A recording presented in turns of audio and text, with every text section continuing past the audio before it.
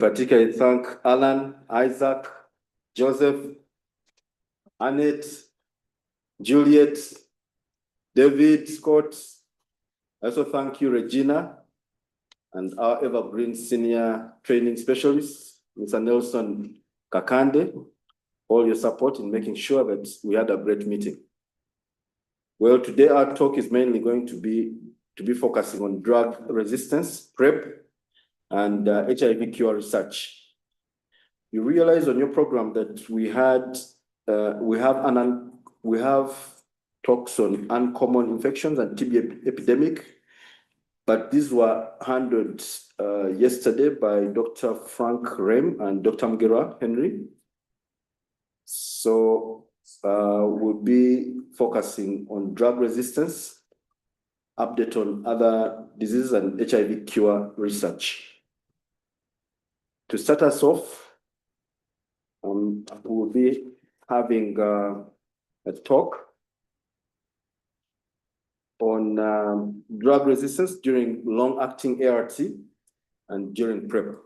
That is our first talk, and it's going to be delivered by Professor Daniel Kariskis. Dr. Daniel Kariskis is an MD who received his Bachelor of Science and Master of Science degrees in molecular biophysics and biochemistry from Yale University, and he's MD from Harvard Medical School. He completed his clinical and research training in internal medicine and infectious diseases at Massachusetts General Hospital and was a visiting scientist at the Whitehead Institute of Biomedical Research before joining the faculty of University of Colorado Health Sciences Center. He returned to Harvard Medical School in 2002, where he is now the Harriet Ryan Albee Professor of Medicine and Chief Division of Infectious Diseases at Brigham and Women's Hospital. He has published extensively on antiretroviral therapy and drug resistance in HIV-1 infection. He has chaired several multi-center studies of HIV therapy and previously chaired the AIDS clinical trials group. He has served on numerous NIH committees, including as a member of the NIH Office of AIDS Research Advisory Council. He is a former member of the Department of Health and Human Services panel on guidelines for antiretroviral therapy and past chair of HIV Medicine Association Board of Directors. He has been a member of several editorial boards and served for 2 decades as an associate editor of the Journal of Infectious Diseases. His research interests focus on HIV therapeutics, antiretroviral drug resistance, HIV eradication, and more recently, COVID-19. We are most welcome, Dr. Daniel Kariskis. He will be virtually presenting, so he must be having his recorded talk. It's a great pleasure to be speaking to you about HIV drug resistance in the setting of long-acting antiretroviral therapy and PrEP. So sorry that I can't be there with you in person in Uganda. These are my disclosures. By background, we know that long-acting ART and PrEP offer substantial advantages for some persons, but the long terminal half-life associated with long-acting formulations raises concerns about emergence of drug resistance. Data from clinical trials of currently approved long-acting ART and PrEP regimens are reassuring, but do raise potential concerns. Let's speak first about resistance and long-acting ART. This slide shows the pharmacokinetics of a single dose of long-acting injectable cabotegravir, demonstrating how concentrations of drug can still be detectable even as far out as 48 weeks post-injection. The same has been shown for rilpivirine. Another concern comes from the extensive cross-resistance that exists within the INSTI class. You can see that cabotegravir selects for the same mutations as impair the activity of dolutegravir and bictegravir, the second generation INSTIs in widest clinical use. And although each mutation has a slightly different impact for the different drugs, nevertheless, we know that emergence of cabotegravir resistance has the potential to impair response to dolutegravir, which of course is the main component of the most widely used regimen worldwide, TLD. The slide from Dr. Kitio's landmark CARES study shows the 96-week results that Sissy presented at CROI earlier this year, demonstrating that there was essentially identical responses in terms of the ability to maintain viral suppression in those receiving injectable CAB and rilpivirine as compared to continuing on standard of care daily oral therapy. But we know from the ATLAS and FLAIR studies, which were the original phase 3 trials of injectable CAB and rilpivirine as long-acting regimens, that emergence of resistance at the time of treatment failure may occur. The slide shows the first 6 of the people with virologic failure, in whom 4 developed resistance to cabotegravir, and you can see that these mutations are mutations that are also the ones that have a potential impact on the activity of dolutegravir, although the phenotypic effect was smaller for dolutegravir than for cabotegravir. In an analysis that a group of us did looking retrospectively at the data from the ATLAS, FLAIR, and ATLAS 2M trials, we could see that there were a number of factors that individually appeared to be associated with the risk of virologic failure, including low trough concentrations of rilpivirine, high BMI, subtype A6 virus, which is distinct from the subtype A1 that can be found in Uganda, as well as prior existence of resistance mutations for rilpivirine. In a multivariable analysis, it turned out that you really needed 2 or more of these factors to be present together in order to have a substantial risk of virologic failure. You can see that in the absence of at least 2 factors, the negative predictive value was nearly 100%, and there was very high specificity. This explains in part the difference in results from the CARE study and the ATLAS and FLAIR studies with respect to the significance of high BMI, which really correlates with low rilpivirine trough concentrations, presence of rilpivirine RAMs, or the presence of A6 virus, because in the CARE study, none of the people who had RAMs were also obese, and conversely, none of the people who were obese had pre-existing rilpivirine RAMs. Whereas all but one of the people who had virologic failure in this analysis had both BMI and RAMs. More recently, a meta-analysis of real-world evidence for the effectiveness of long-acting injectable cabotegravir and rilpivirine provided further reassuring evidence that not only is virologic failure rare, but drug resistance is rare. This analysis pooled data from 27 eligible studies conducted across the world, as you can see here, with a total of nearly 7,700 virologically suppressed participants who received injectable CAB rilpivirine. And the estimated proportion of those with virologic failure was only 1.2%, and the estimated proportion of those in whom resistance developed at failure was either 0.1 or 0.3%, depending on the specific statistical model employed. Well, let's turn now to talk about the lenacapavir. As you know, lenacapavir is a novel capsid inhibitor that acts at multiple steps in the virus life cycle. This drug was studied first in people with who were highly treatment experienced with multi-drug resistant HIV as a form of salvage therapy. And in that study, there were a number of people who failed to have a complete virologic response. And in those persons, many showed emergence of cabotegravir resistance due to the selection of mutations at positions 66, 74, or 67 as the main resistance mutations for lenacapavir. These mutations were also seen in a single person who received injectable lenacapavir together with oral FTC and TAF in a study of initial therapy as part of a phase 2 development of long-acting lenacapavir for treatment. And this person had the emergence of two resistance mutations at position 67 and 70.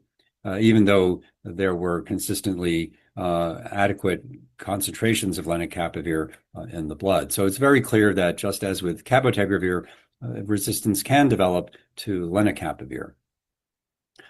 Well, what happens when these agents are used for long-acting PrEP?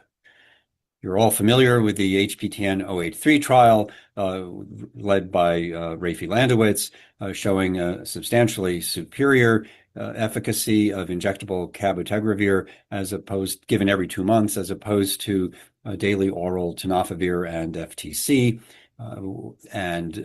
This study, along with the 084 study, which was done in cisgender women,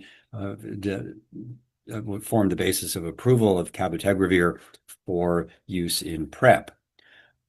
But there were concerns. There were a number of incident infections in the 083 study, and they fell, broadly speaking, into 4 groups.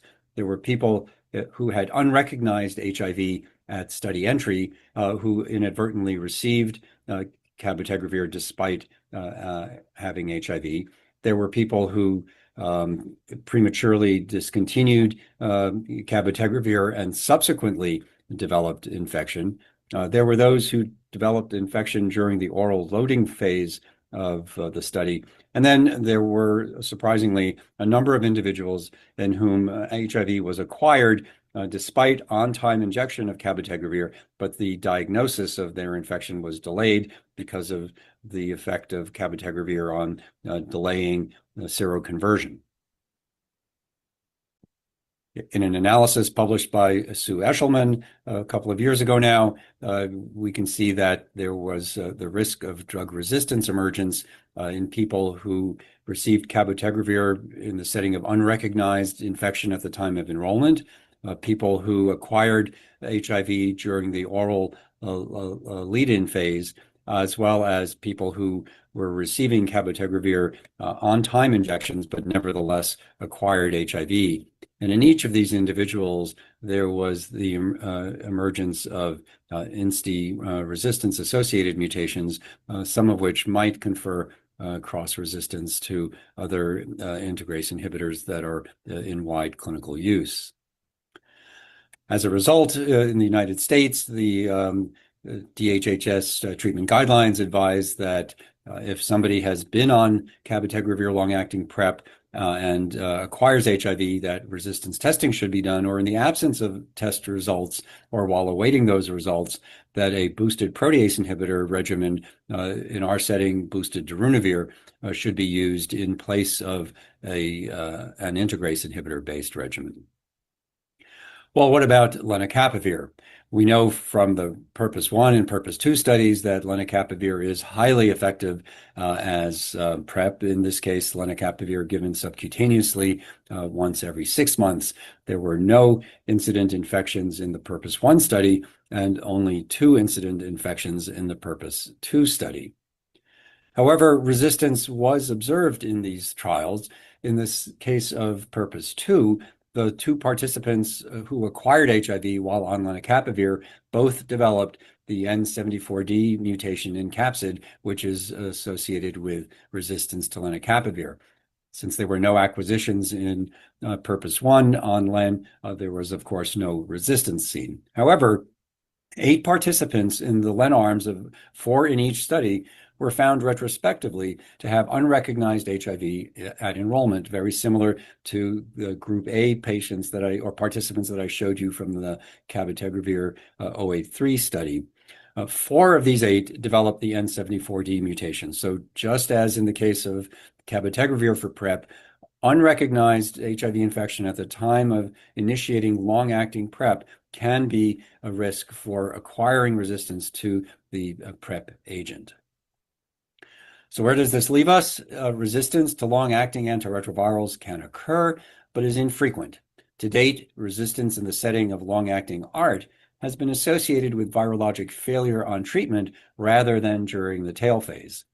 In the setting of PrEP, the greatest risk for persons with unrecognized recent infection who initiate PrEP and are later found to have already acquired HIV and therefore been exposed to essentially monotherapy.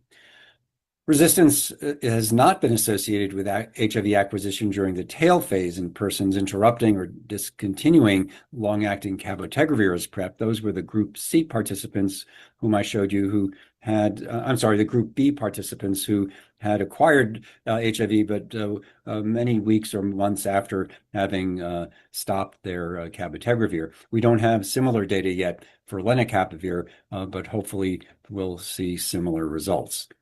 So with that, let me thank you for your attention. So sorry that I can't be there in person or to be available for the Q&A, and hope that you have a successful conference. Thank you so much, Dr. Daniel, for that exciting talk on drug resistance during long-acting ART PrEP. Should you have any questions, please register them online. We shall have a session for Q&A during the open discussions, and then we'll have responses to them. Next in line is a talk from Dr. Alison Aitewala from the Ministry of Health. So, who is Dr. Alison? I will take 1 or 2 minutes to profile him. He's a Ugandan scientist with a distinguished career in molecular biology and biotechnology. His work focuses on optimizing patient care through evidence-based approaches, particularly in the fight against HIV and AIDS and other infectious diseases. He holds a master's degree in molecular biology and biotechnology from Macquarie University, where he also earned a bachelor's degree in biomedical laboratory technology. Following his graduate studies, Alison sharpened his practical skills through extensive laboratory training, covering various disciplines with focus in genomics. Alison's expertise lies in HIV drug resistance management. He has worked with HIV genotyping laboratory here at JCRC and currently serves as a genomics laboratory manager at TPHL in Uganda. His work delves into critical area of optimizing antiretroviral therapy for HIV patients. He investigates drug resistance profiles for different HIV strains to ensure efficient and scalable treatment strategies, particularly relevant for resource-limited settings. Alison's publications address the importance of this approach, which showcases his commitment to evidence-based medicine. I'm most welcome, Alison. You can start. Yeah, thank you very much for that profile. My job is going to be very simple. We're going to be talking mainly on what's happening from the public health space and how are we monitoring drug resistance for patients living with HIV, specifically implementing the HIV treatment guidelines, for which we know that in Uganda, if you're not responding to treatment or you have virological failure on a repeat, you will have to undergo HIV genotyping to inform ART optimization. So just give a brief, to showcase a brief history of how far we have come as a country. You can tell that since 2017, when we could digitally track the virological suppression, we have come a long way. And from 85% suppression as a country, you can see that right now achieving the UNAIDS target of 95, it has been quite a significant improvement. And thanks to the intervention, one of which is the introduction of dolutegravir around between 2020 and 2021, and you could tell now the green is much greener, the map is much greener, which is very good. Next slide.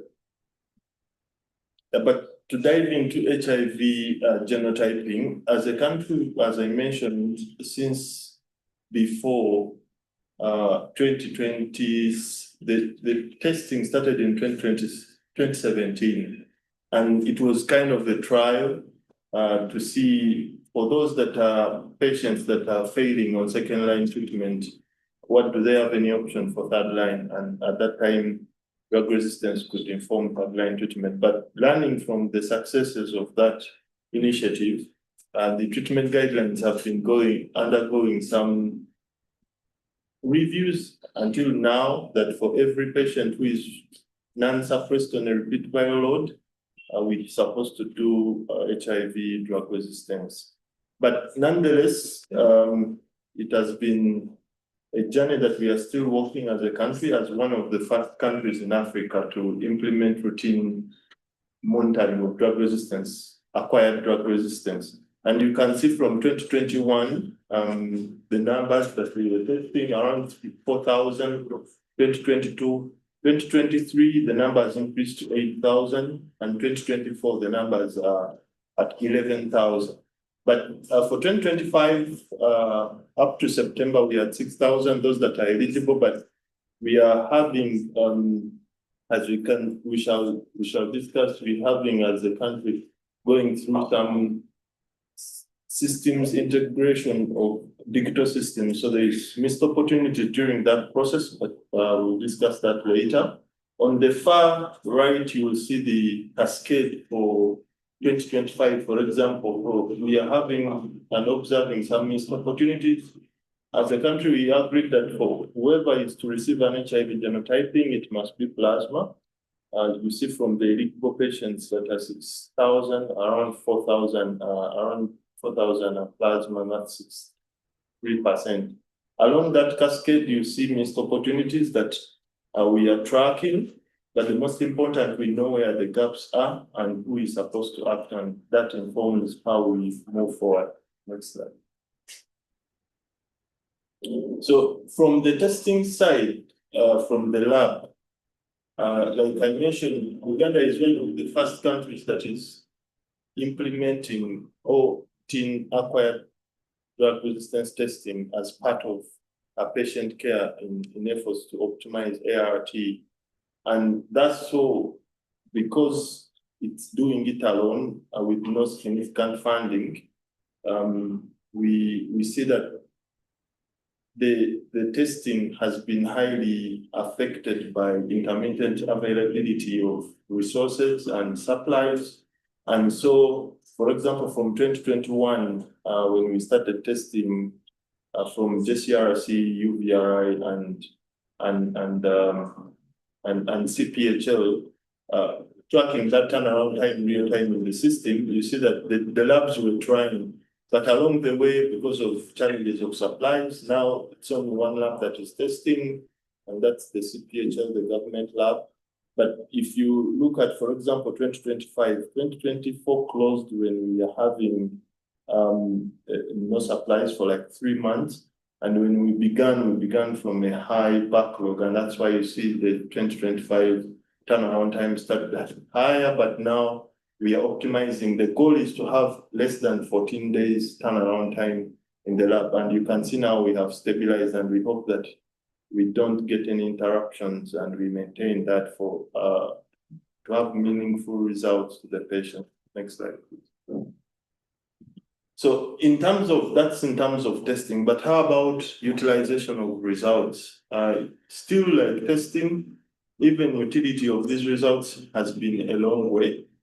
And it has been a collective effort from all stakeholders. We thank all the regional committees, the dedicated health workers who are discussing these cases, and the health workers who are updating the cases, the profile of the cases until they can be discussed at regional level.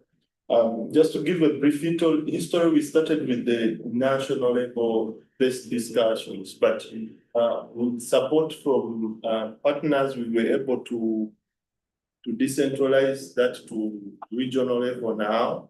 And we have 17 regions that are doing case-based discussions that inform now patient care. And here we track who is doing what, and in terms of volumes, the percentage of cases, for example, 2025 discussed, and that informs our capacity building or initiatives to do such discussions in the regions. We can see the best performing regions and those that are doing. So if you have those that are doing 100% and those that are around 40% in terms of case discussion, so what does that mean? But overall, we have seen a significant improvement now that we cover at least 60% of the cases discussed in these regions. But the turnaround time has also significantly improved. As you can see, from case discussions now, we are at around 14 days maximum. So you see that if right now, if you receive the results within 14 days, at least you have a decision on your case. But what is still pending, if you see here, from when the decision is made to when a patient really starts at, those that are actively using the system, we see that the turnaround time is good, okay? However, this does not represent all the cases. We have a significant number of cases or facilities that are not updating in real time.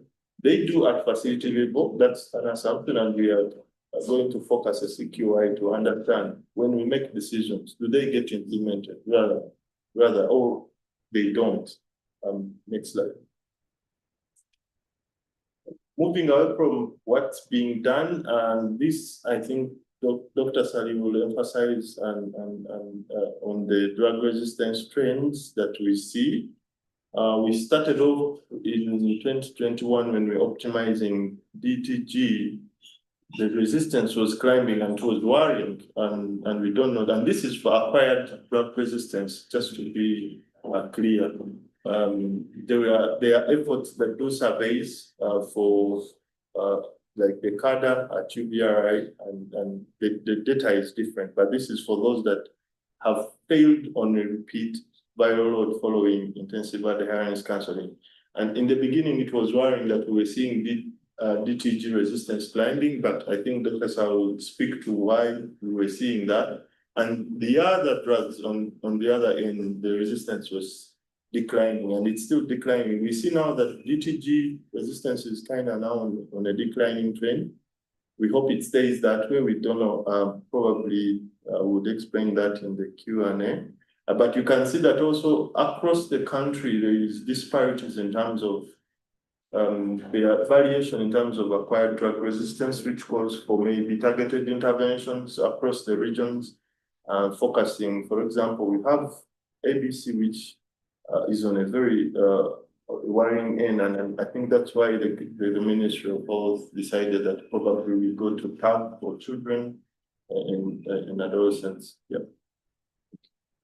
So that's the brief about what's happening from the testing side.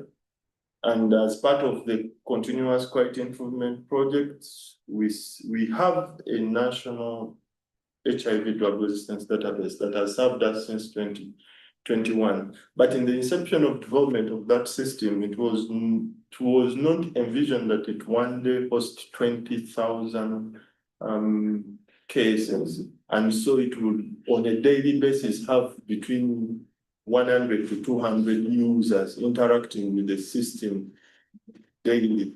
And so the development in the beginning did the purpose, and it's still serving the purpose, but we know that this system is going to have to be upgraded, and we are working on upgrading the system to be more scalable, to accommodate more users, but also the system should be interoperable with other platforms, EMRs. Currently, the facility enter the patient's profile or the histories directly, inscripted directly, manually, but we envision that this system now will be linked to the EMR such that the facilities don't have to do that anymore.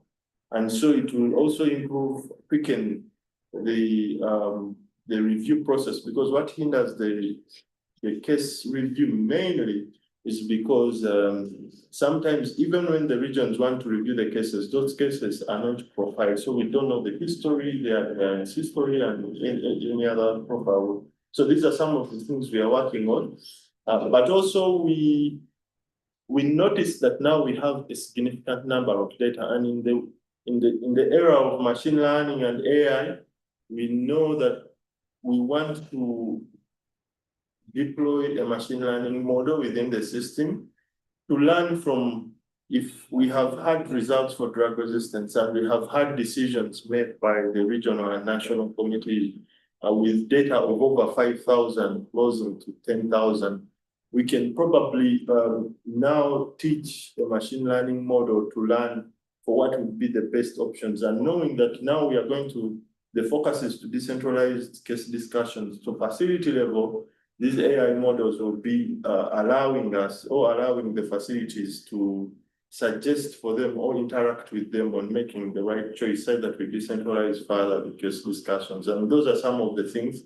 That is my last slide. Maybe just also to update. In the lab, and the previous discussion, the previous PowerPoint gives some light on like lenacapavir, and I know Dr. Sari requested, are we, if it comes on board, are we able to profile for drug resistance? And I'm happy to tell now that we have prepared for the essays, and in case there are those cases, and I remember Dr. Sari asked, there are, so we want to let the teams know in centers of excellence that at least now you can profile your cases, your patients who are on these injectables. I'll stop there. Thank you very much. For any questions that have been developed, we will talk, any comments, or getting them here, share in the open discussion. The next speaker was supposed to be Dr. Jen. Our interview is last year, but she has intimated to me that the case is going to be presented by her colleague, Dr. Fairozi Naiga, who is a senior medical officer at Baylor Foundation, Uganda. Notably, she's also the current national chair of the HIV drug resistance clinical committee. Dr. Naiga, are you mine? You have your presentation now. Yes, I am. Yeah, great. Please, thank you. Carry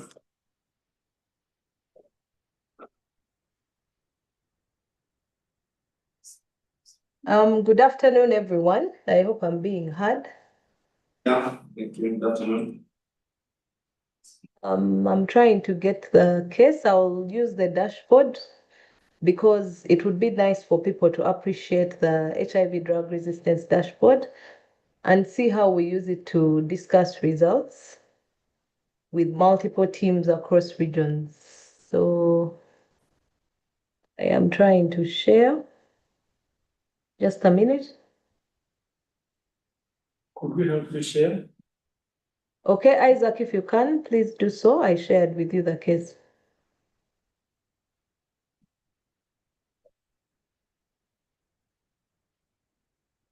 So the case I'm going to present this afternoon, thank you, Dr. Jen, for delegating me to present on your behalf a case of HIV drug resistance.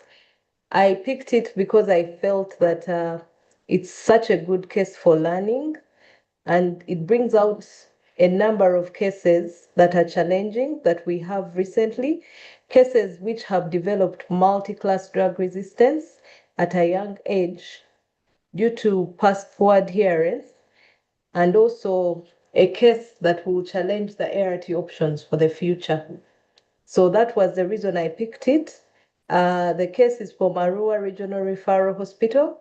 I invited the team to actually join this call because we want to see that as the national mentors, we build capacity up to the health workers that see the patients in the regions. So the Arua team will be available to Isaac, the case is among the discussed. Please click the discussed, then you just put the number. Yes. Yeah. I'm So the trying to. Arua team is available and they'll be able to take on any questions that I will not be able to answer. Dr. Fairuz, has it loaded your side? My side, it's just loading on the discussed tab.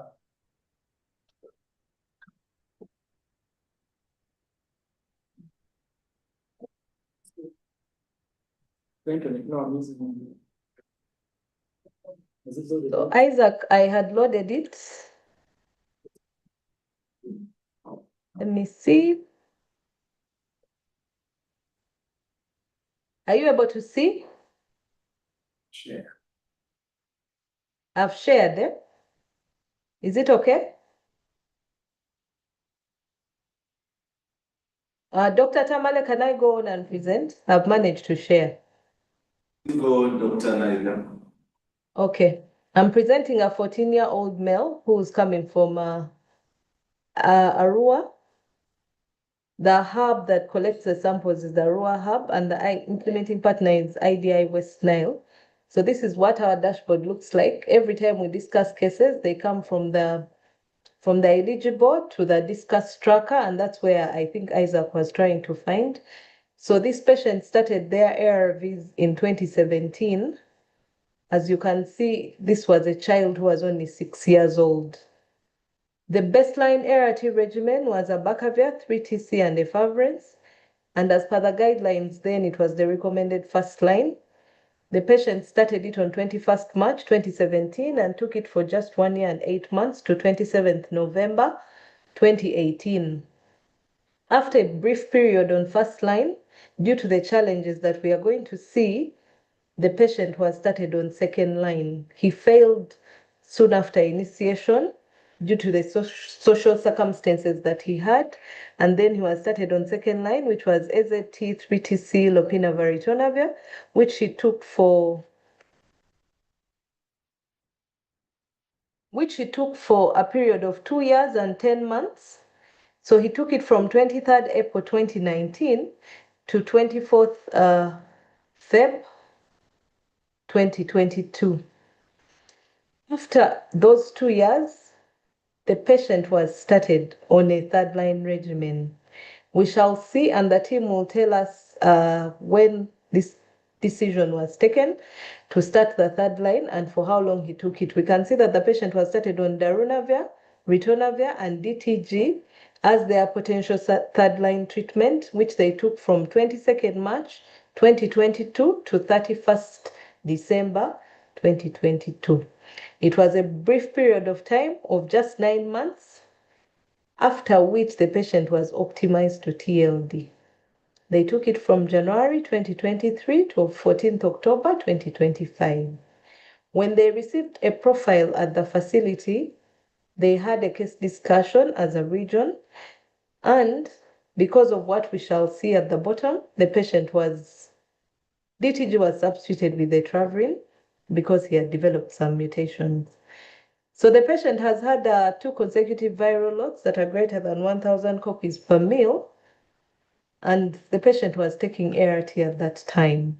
So this 14-year-old lives with a grandmother in Odrama Ku near the DRC border. Recently, they managed to conduct a home health visit. Just a minute. What's happening?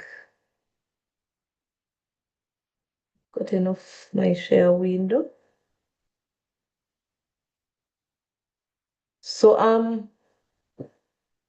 the home care visit was done in October. The child lives with a maternal grandmother who was ill in bed at the time of the home visit.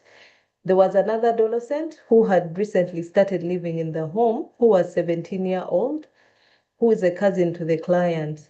He was willing to support the client with dots, and also the team was able to collect a contact from this adolescent so that they could link up for bi-weekly calls by the counseling team.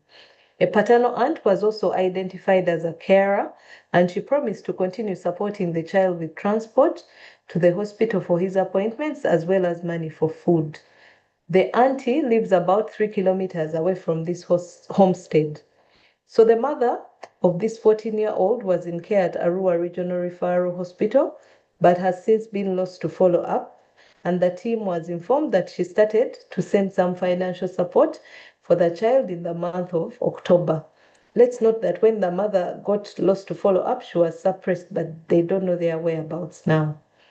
He is in school, he has a couple of friends, loves to play football, and aspires to be a policeman.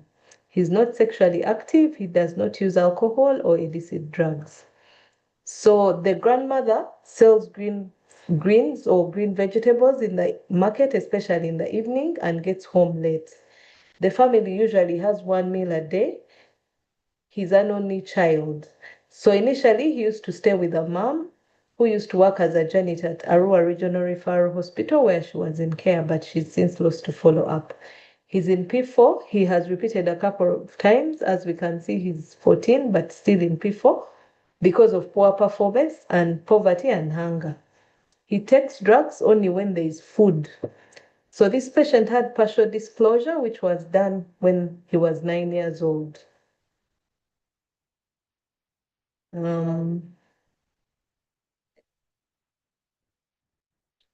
So as we go down, the ART history I already mentioned, we took ABC3TC efavirenz as our first line, and just after a detectable viral load of 1,001 copies per mil, the patient started second line on AZT3TC lopinavir-ritonavir. He managed to suppress once, and then we see a rise in the viral load on his second line to 10,490 copies per mil. The patient was later started on third line with just 2 drugs, darunavir-ritonavir and DTG as his third line. But soon after, he started failing, and we see the viral load having the same logs on third line, 9,740 copies per mil, and then 1,410 copies per mil. After a brief period on DTG and darunavir, patient was transitioned to TLD, which he took for quite some time. As you can see, the viral load trends just kept on rising ever since he started on TLD from 34,100 copies per mil. Then we see a rise to 320,000 copies per mil and 39,000 copies per mil. So it's this viral load of March 2025 that prompted a resistance test, and a decision was taken to substitute DTG with etraverin. So as we go down, we can see that we note the biggest barrier has been the dysfunctional family or the client support system, and also economic challenges of poverty. So they've been trying to do dots. I'll start from, I think they've had a couple of sessions this year. In May, they had a home visit to empower the grandmother so that the child can also take the medicine daily in the evening. Even in June, I think they had a counseling session and encouraged the child not to miss their drugs. Then we see in October, this is when they had a home health visit, identified another cousin in the home who would be able to support this boy to adhere to his treatment. So he's had advanced disease screening. In May, we see that his CD4 was still high, and I think this is the last CD4 that was done. It was 1,012 cells per microliter. It was done on 9th May 2025. He was weighing 32 kilos, the MWAC was 20, and he was on TLD as his third line. And that was the viral load, which was 39,400 copies per mil. When we see in October, this is right before the substitution of DTG to etraverin, we see that he had gained weight to 35 kilos, the MWAC had improved to 22, and that's the date of the weight, 14th October. At that time, he was on TLD, but this is the visit where DTG was substituted with etraverin. So when we go to the profile, it's really absurd because we see a patient who has had exposure to almost all the classes of drugs that we have in the country. And when you look at the mutations, first from the integrase class, as we all know that the integrase class forms our anchor drug, which we use in first, second, and third line, which is dolutegravir. Before I even deep dive into the details, we see that he had high-level resistance with a score of 75. And when you look at the particular mutations, even if we have G118R alone, it will be able to dent our DTG to a high level. So when it's in combination with these other common mutations, we see that the score is 75, which is already high-level resistance to the dolutegravir. So when we go to the NNRTI class, and as we remember, this patient took efavirenz for 1 year and about 6 months, we can see that he developed the signature mutation. This is the K103N, which scored 100%, and that means the efavirenz and nevirapine were completely knocked out. In this particular class, and I think this is the reason why the team considered the etravirine, we just have low-level resistance with a score of 15 because we don't have many second-generation mutations. So when we go to the NRTI class where we have drugs like abacavir, tenofovir, and zidovudine, plus 3-TC, which we commonly use as our backbone therapy, we see that the patient has taken all of them. But key to note, he took zidovudine for quite a longer period of time than any other drugs. We have so many terms. We have the D67N, we have the K219E, the K70R, and the M141L. So because of the many terms, we see our zidovudine at high-level resistance. Our abacavir is intermediate because of the terms. Because of cross-resistance to the tenofovir class, we have low-level resistance, but we don't have the K65R, which is a signature mutation to the tenofovir. So we have the M184V, which tells us that at the time when the profile was taken, the patient was adhering well to their treatment. So usually before we have a discussion in the mutations, we confirm that the identity on this request matches the patient's identity and the number. And as you can see, I think they were matching with what I read earlier. So it's absurd even in the PI class where the patient only took lopinavir, ritonavir, and darunavir for just about 9 months.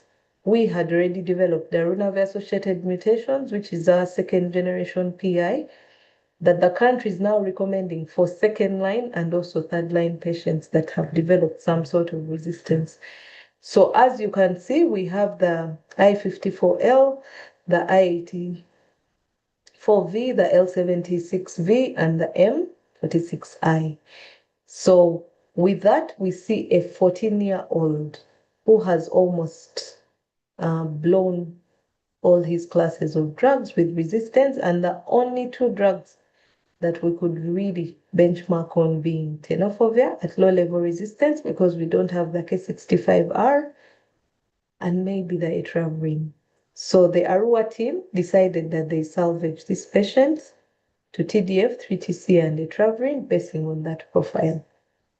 So that's it from the case presentation, and hand back to you. Thank you very much. So, Madam for that elaborate discussion in this case. It has stimulated some questions here. We'll be discussing that. I think, because I will take lead in that discussion. Yeah, the case as well. Well, let's first listen to his case as well as we get into the discussions. So, our next speaker is our beloved ED here, Dr. Sally. And his role, he leads efforts in continuously strengthening research and clinical services. The physician involved in the practice and teaching of HIV medicine, medicine, and hematology, JCRC and Macquarie University College of Health Sciences. He has over 3 decades of experience as a physician specializing in cancer and hematology. The past 1 year, he has been providing care and treatment to people living with HIV, sickle cell disease, or other medical conditions. He's involved in operational, clinical, and immunological trials of HIV treatment, an investigator of various studies, including SCTG network studies, HIV reservoir studies, pediatric dose finding studies of improve studies investigating the effect of antiretroviral therapy on lymphatic tissue among people living with HIV in Uganda, and protocols in development for cell and gene therapy trials for both HIV and sickle cell disease.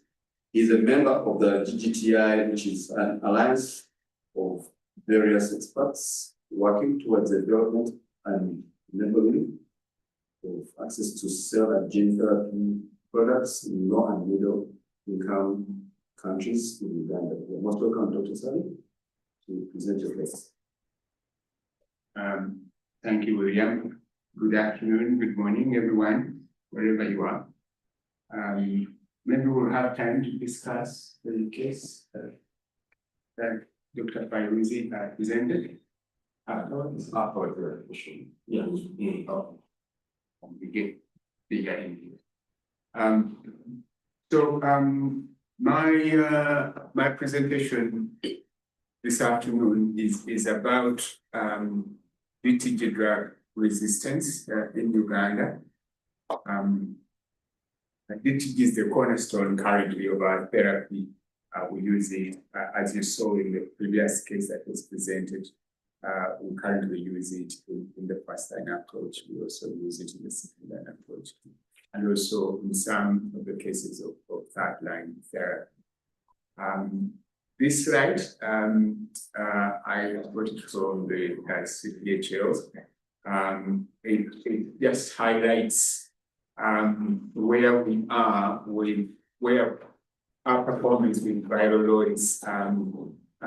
Patients with drug resistance, it's very difficult to pick them early enough without doing the viral load. So everything starts with the routine viral load without waiting for patients to be symptomatic. And currently, for all children in Uganda, we do viral loads every 6 months. For pregnant women, we are doing every 3 months, and breastfeeding mothers. And for the other the other groups of individuals, we do a viral load at 6 months from initiation, and if they are okay, thereafter we do once every year. But I think those are things that we may have to consider to review how we perform. So today I have a case to present to you. This is one of our patients in care at our clinic, a 40-year-old young woman, a mother of 3. 2 of our children are in care for HIV. And she had some social issues, discordant relationship, and some socioeconomic challenges and depression. She works as a market vendor. So our team noted that she had challenges with adherence, and so she underwent a couple of intensified adherence counseling sessions, and her adherence improved from 85 to 95, but she did not achieve viral separation. Didn't achieve viral separation. Next slide, please. So initially, this is her treatment history. She joined our clinic in 2016, and that time she was on the combination that most patients took, which was zidovudine, ranitidine, and ivermectin. And she was virologically suppressed, as you can see in the green shade, until we go to the era of the COVID epidemic. The COVID epidemic, there were lockdowns, there were socioeconomic issues were much amplified during that time. So, and you can see from 2018 to 2021, maybe she had some other means of accessing therapy. But we know that some patients did ration therapy. And when she returned in March of 2021, we saw a very high viral load in someone who was previously very suppressed. So next slide. And her therapy was changed empirically from TGF3 to CETD. And I think in our national program, that has been until that time, that was the trend. Patients who are failing on a nuke will go to TGF, and if they are failing on a non-nuke, they will go to either PI or an INST. And in this case, she had PTE. Of course, the guideline has changed now, as you heard from Edison, Edison.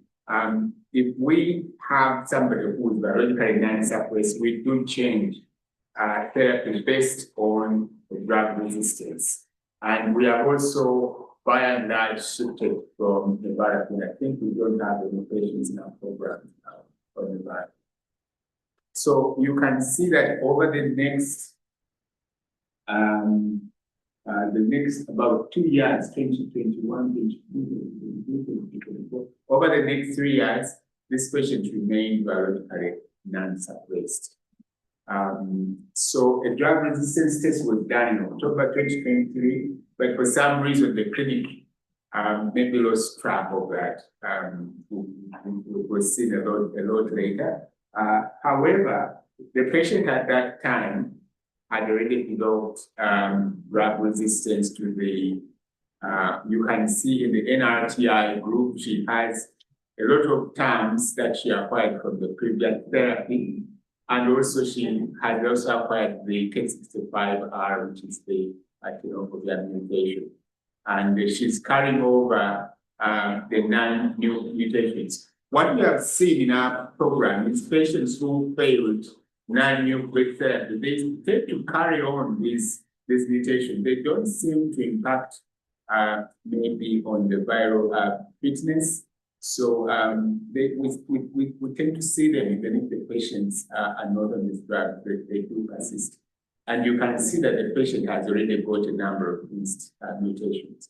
So what we've been doing in the regions is that once we get a patient like that, we enter their data also in the, we're using mostly the Stanford database, and then we get scores, penalty scores on these individuals, and we consider them susceptible if the penalty score is less than 10, potential low level between 10 and 14, low level resistance between 15 and 29, intermediate resistance is between 30 and 59, and then high level resistance is from 60, penalty score of 60 and above. And you can see that when we enter the mutations in this patient, basically all the nucleoside analogs in this patient are gone. Tenofovir maybe is the least, but also it has high level resistance.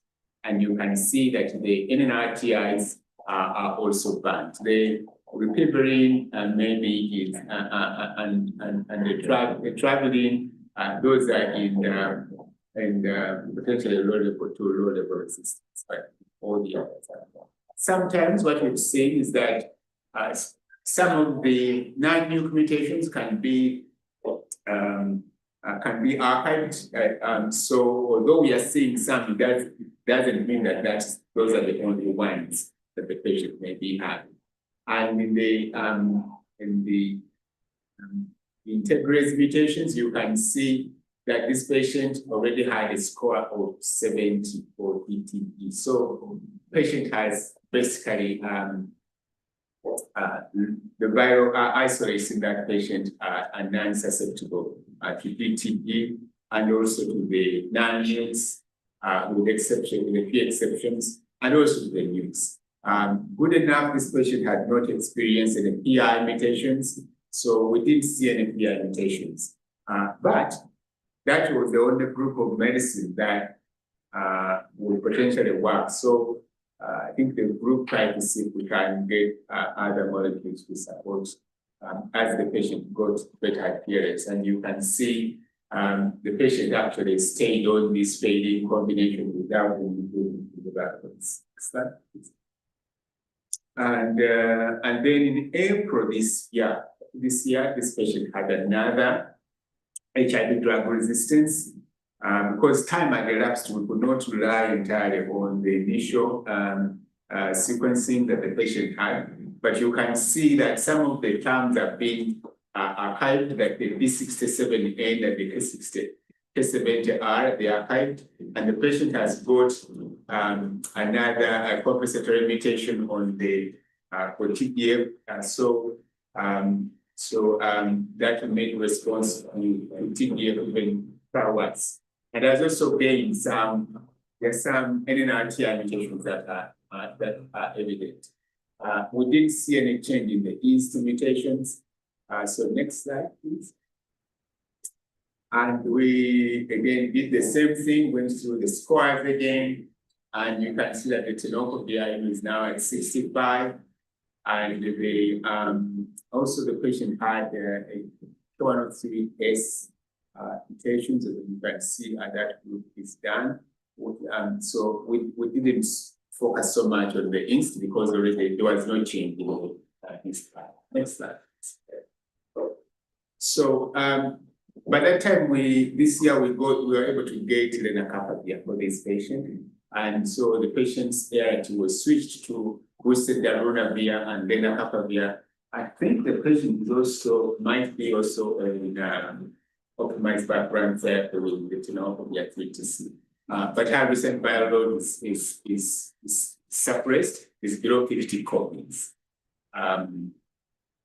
And the team is also continuing to support her through the psychosocial issues. So DTG, what we are seeing, this is work which was published by Nikkei and David. Nikkei works, and David worked for some time at the UBRR, but I'm not sure whether he still has some links there. But this is what you saw in terms of pathways in our population, patients who are on DTG. The G118R pathway was quite prominent, and it is one of those pathways which tends to create quite significant fold increase in the amount of drug required to inhibit the mutant virus. DTG would enough, even at a tenfold change in the susceptibility, you can still have full suppression, but in this case it was very high. And also sometimes it brings with it accessory mutations. As you remember, this patient stayed with therapy for quite some time. The other pathways that the N155H, we saw that mostly with ralpegravir. We haven't seen a lot of it in patients who are using DTG as their first INST, but we see some few patients. The Q148H is another very important pathway, and to a lesser extent the 263. A couple of other pathways that affect the INST medicines, but DTG are the most common ones. And I copied this from the Stanford database just to highlight in red and in bold the mutations that tend to dent DTG quite significantly. And you can see the G118 is a very important one, especially with the R substitution. The Q148 is also an important one, and the R. So those are the sort of big threats that we have in our HIV program. Next slide, please. I think Alison went through this cascade, and as clinic teams, I think we need to work to see that we reduce the duration on which patients stay on daily therapy, picking them early, and making sure that we do the viral loads as scheduled. Next slide. Again, this slide, I got it from data from the CPHL. You can see that the dominant virus that we have, the subtype is A, and followed by B. And I know we are using the Stanford database, and most of the isolates there are, I think the algorithms were based on B subtypes. There may be some differences. Maybe with the time, we'll be able also to develop our own database with our own subtypes, because we have viral data on them, and then we'll be able to predict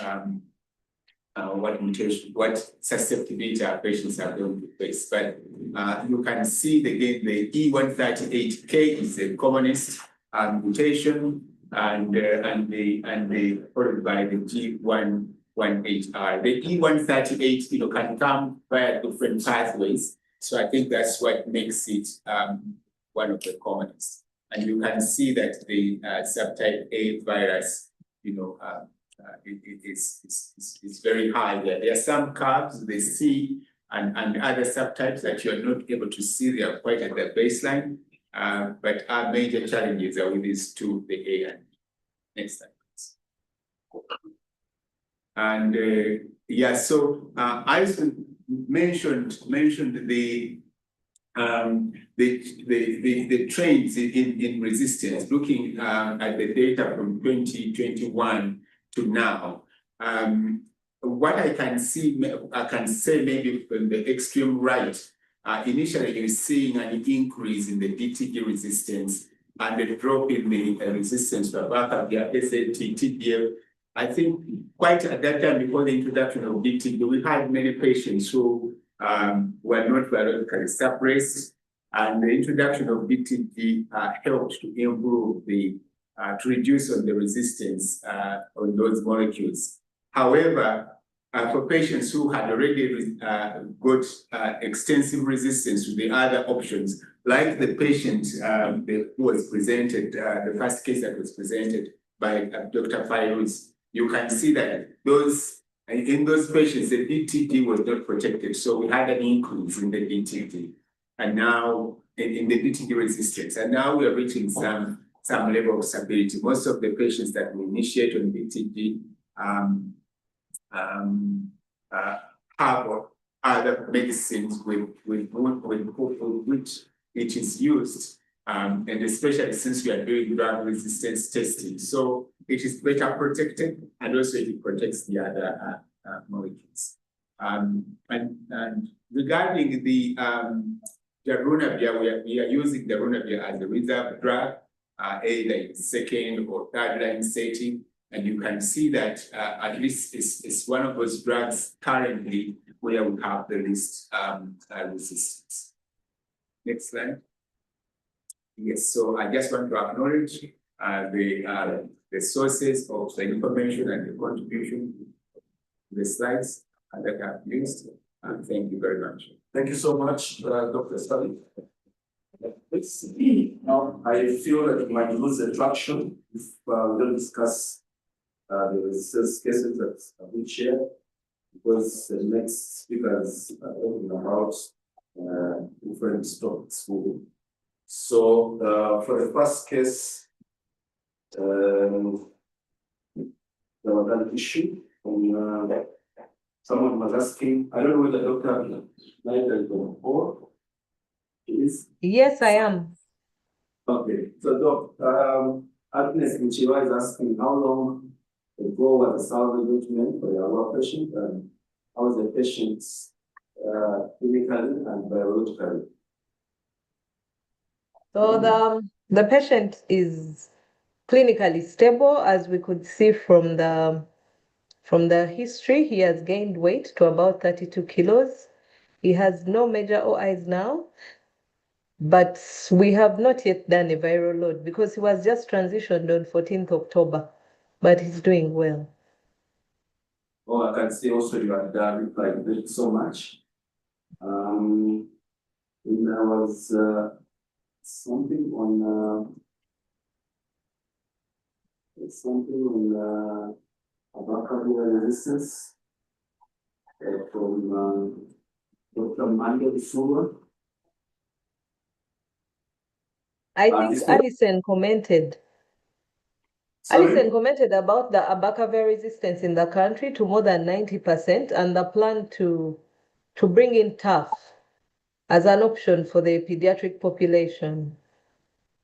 So I think the Ministry of Health is cognizant of the fact that we have about greater than 60% resistance to abacavir, which is backbone therapy for mostly our children. Most of the children on first line are in ABC3TC. And that's where the discussions of bringing TAF as an option for backbone therapy for children is. But it has not yet been brought on board However, discussions are ongoing, and we hope that soon it will be one of the drugs that will be considered. I think Dr. Sally can add something on that.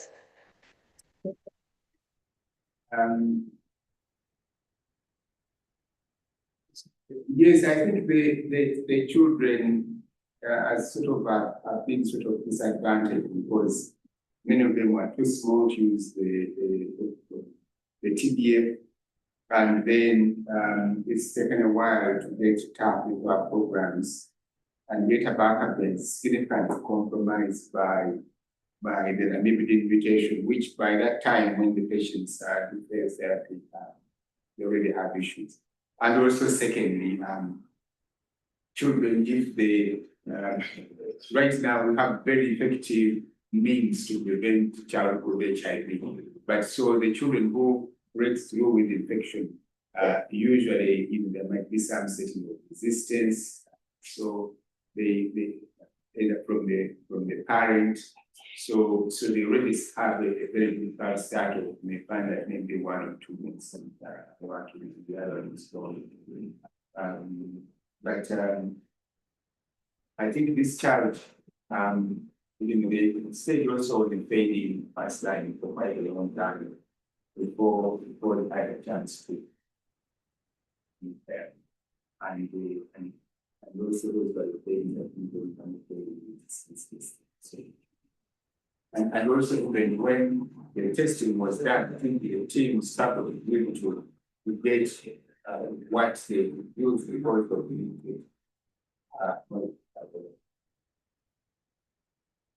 Thank you so much.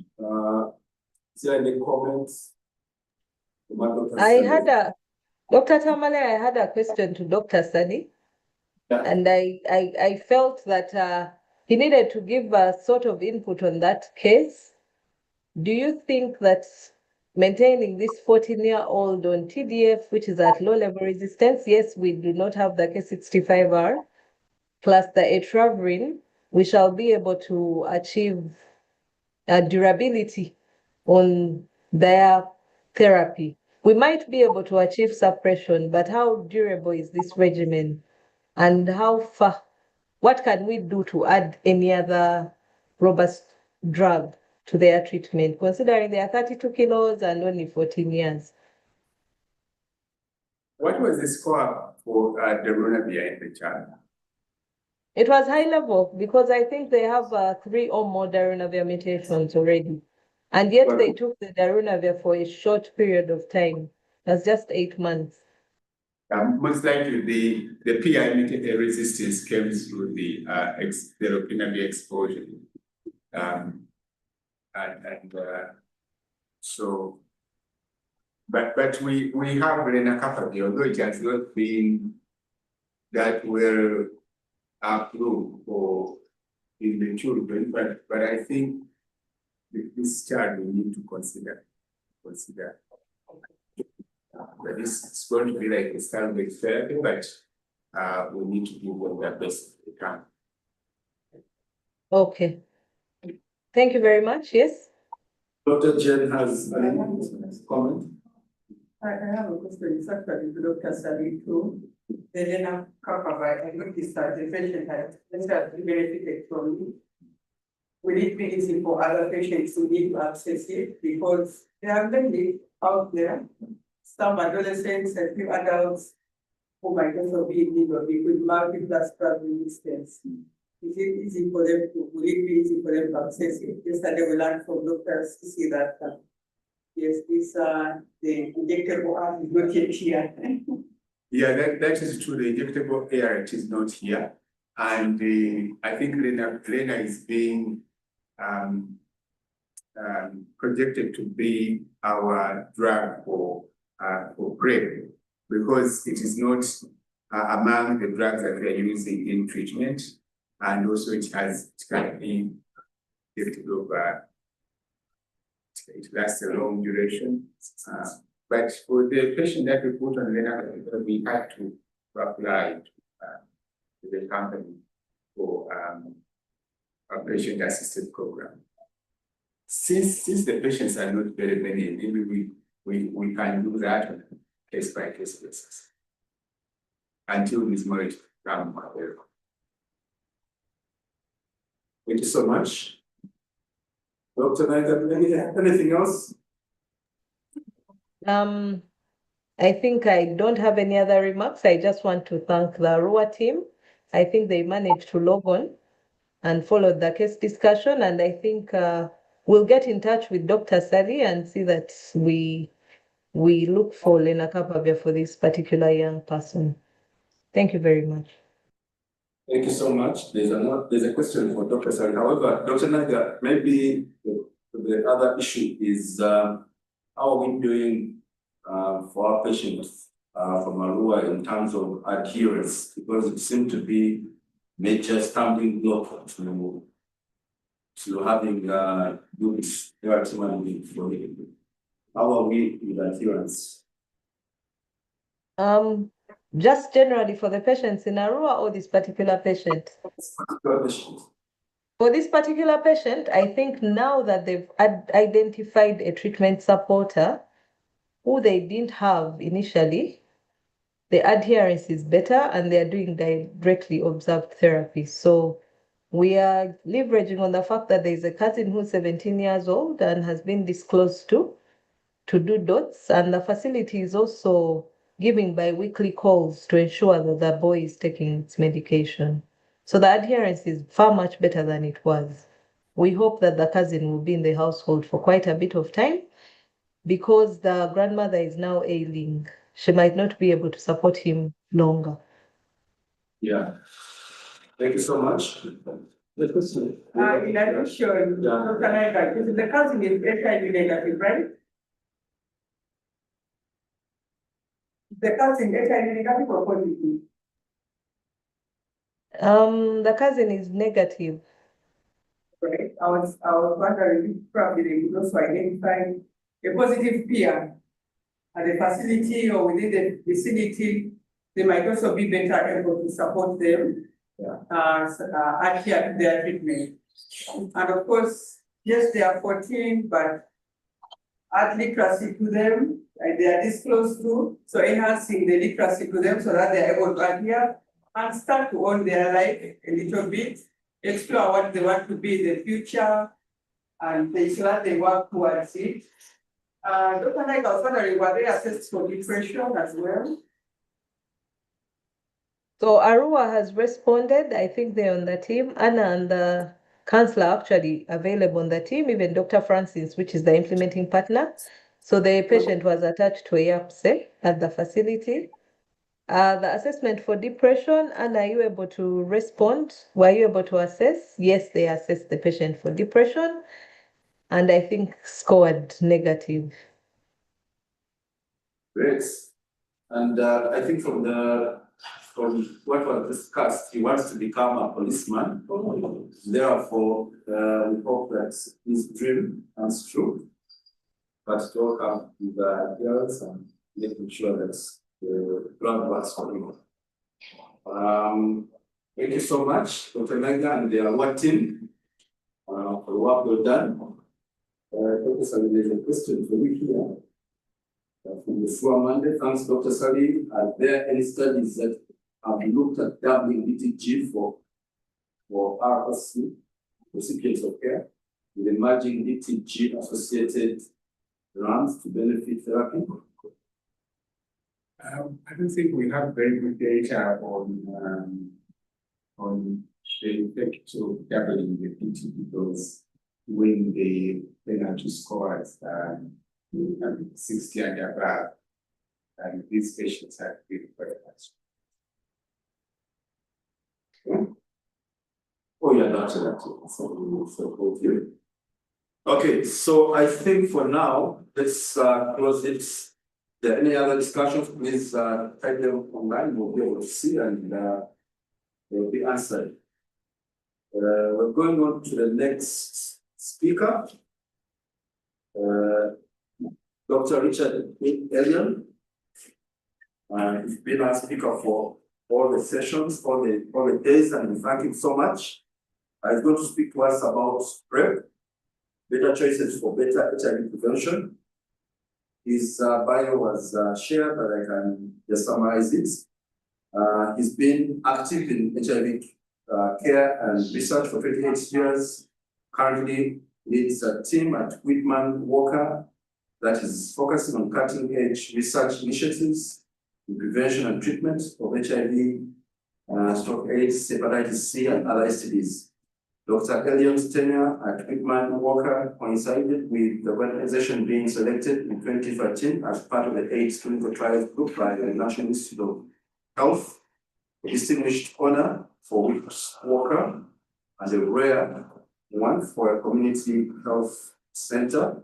Prior to joining Whitman Walker Health, Dr. Elliott served as a co-director for HIV services at Washington Free Clinic in private practice, Washington, D.C., in various research and clinical practices in New York and Washington. He received a bachelor's degree in English and psychobiology from Tufts University and a medical degree from Temple University. He completed his internship and residency at Duke University. He holds a master's degree in counseling and spiritual psychology from University of Santa Monica.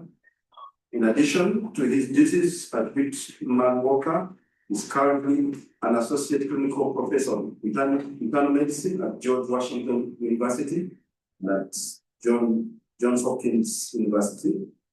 Dr. Richard, are you on? Richard? Yes.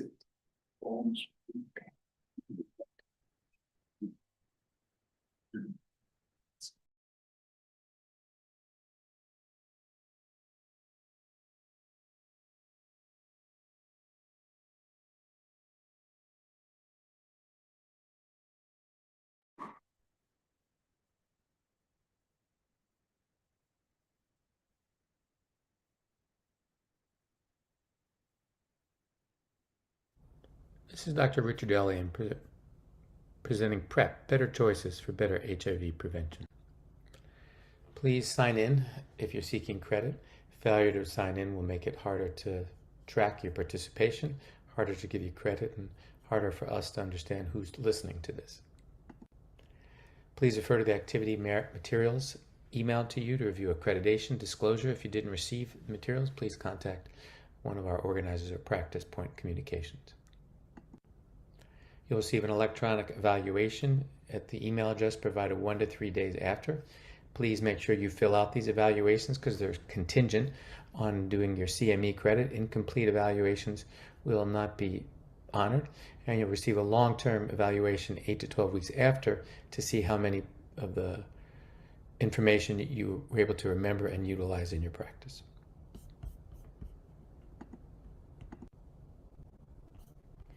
I'm Richard Elliott, clinical professor of medicine at George Washington University School of Medicine, and these are my disclosures. Upon completion of this activity, participants should better be able to discuss the use of PrEP as one component for the prevention of HIV infection, describe lessons learned from real-world use to lower community rates, and identify strategies for the provision and maintenance of PrEP for people who would benefit from PrEP. We'll start with the epidemiology of PrEP. According to the World Health Organization, there were 1.3 million new diagnoses worldwide, far greater than the desired number. When we look at the HIV diagnosis in a day, in the world, over 3,500, 105 in the United States. Compare that to what the 2030 goals were, which were much, much lower. This slide, which estimates the lifetime risk of a diagnosis, you can see that for certain races, such as black population, is a 3.7% lifetime risk compared to 1.3% of the total. These further seen 2% for Hispanic, which much lower numbers for Asian and white. Among MSM, however, this rate is much higher, 50% a lifetime risk among MSM, with it again being concentrated in blacks compared to other, and you see this risk going down over time, 20% in Hispanics and lower in the white population. The data looking at new diagnosis, you can see that there are inequities, and they're based on geographic, with race, ethnicity being Black 39% and Hispanic were more likely to be diagnosed with HIV compared to white population. MSM were a higher rate of transmission, 67% versus 34%, and these were more predominant in those between ages 25 to 44, 59% versus 13 to 24, and 19% and greater than 45, 22%. When we look at the PrEP to need ratio, the higher the red indicates a higher incidence of PrEP with less services, and so you see that PrEP coverage is woefully deficient in the areas of the United States that often have the highest risk. This slide represents the way we want to view HIV risk in individuals, that a clinic would be a place that they come to both for treatment and prevention. That's culturally inclusive and responsive, and so you get HIV negative tests, HIV positive, and the care is distributed across the continuum of services in that clinic. When we look at the benefit of these programs, you see that as state-level PrEP coverage increases, the number of new HIV cases decrease. And so this dose-response relationship exists between PrEP coverage and the magnitude of declines in these diagnoses. What are the barriers and potential solutions for some of this? Limited awareness of PrEP, so having more education, more communication. Low risk perception, this is for patients and providers both, to improve our ability to look at patients' risk and help patients assess their own risks. Stigma, increasing cultural understanding, improving communication between patient and providers. In Uganda, where MSMs have some degree of discrimination, this is challenging, and I'm sure you've worked out specific ways to address these. Provider bias and mistrust, this goes through systemic bias throughout the healthcare institutions, and trying to rectify that. Limited access, financial barriers, concern about side effects, all conspire to make things harder for patients. There are many tools that we can use in the PrEP and treatment toolbox. HIV testing, PrEP you see in prevention. Treatment, there's a number of these with many different medications. And so the idea is that PrEP is just part of the suite of things, including education, clean syringes, STI treatment, male circumcision, the use of condoms, blood supply screening. All of these help us to improve prevention among populations at risk. Current recommendations are that all people who desire PrEP should be offered PrEP. People who are asking are already expressing some degree of risk that's greater than what we might recognize. And there are different choices currently. There are 2 choices for oral PrEP, FTC and TDF, FTC and TAF, as well as injectable PrEP with lenacapavir coming shortly. Let's look at an overview of PrEP and STIs related to post-exposure prophylaxis. The first thing is that routinely taking a sexual history is a necessary first step. For the most part, clinicians don't do this, and all persons who desire PrEP won't be identified unless you start taking sexual histories. So it shouldn't be listed just as selected patients, but to all patients so that you can understand what people's risks are. Who would benefit from PrEP? The definition in the CDC and the DHS guidelines back in 2021 were sexually active adults and adolescents who had anal or vaginal sex in the past 6 months, and a sexually active partner with HIV, a bacterial STI in the last 6 months, or, and this is the one that brings most people in, a history of inconsistent or no condom use with sexual partners. For people with IV drug use, the indications were simpler, a partner with HIV and or sharing equipment. HIV testing with no recent antiretroviral prophylaxis use. You see here the test that you have to do both an antigen antibody as well as just an antibody to really be positive, especially in patients who could have had recent exposure. Document a negative HIV test result, if you can, less than a week before initiating PrEP. For anybody with any recent exposures in the last month, you're going to often need a quantitative or qualitative HIV RNA assay with specific use of that in signs or symptoms of primary HIV. It's very important to identify people who could have latent infection before starting PrEP, and this is truly one of the Achilles heels.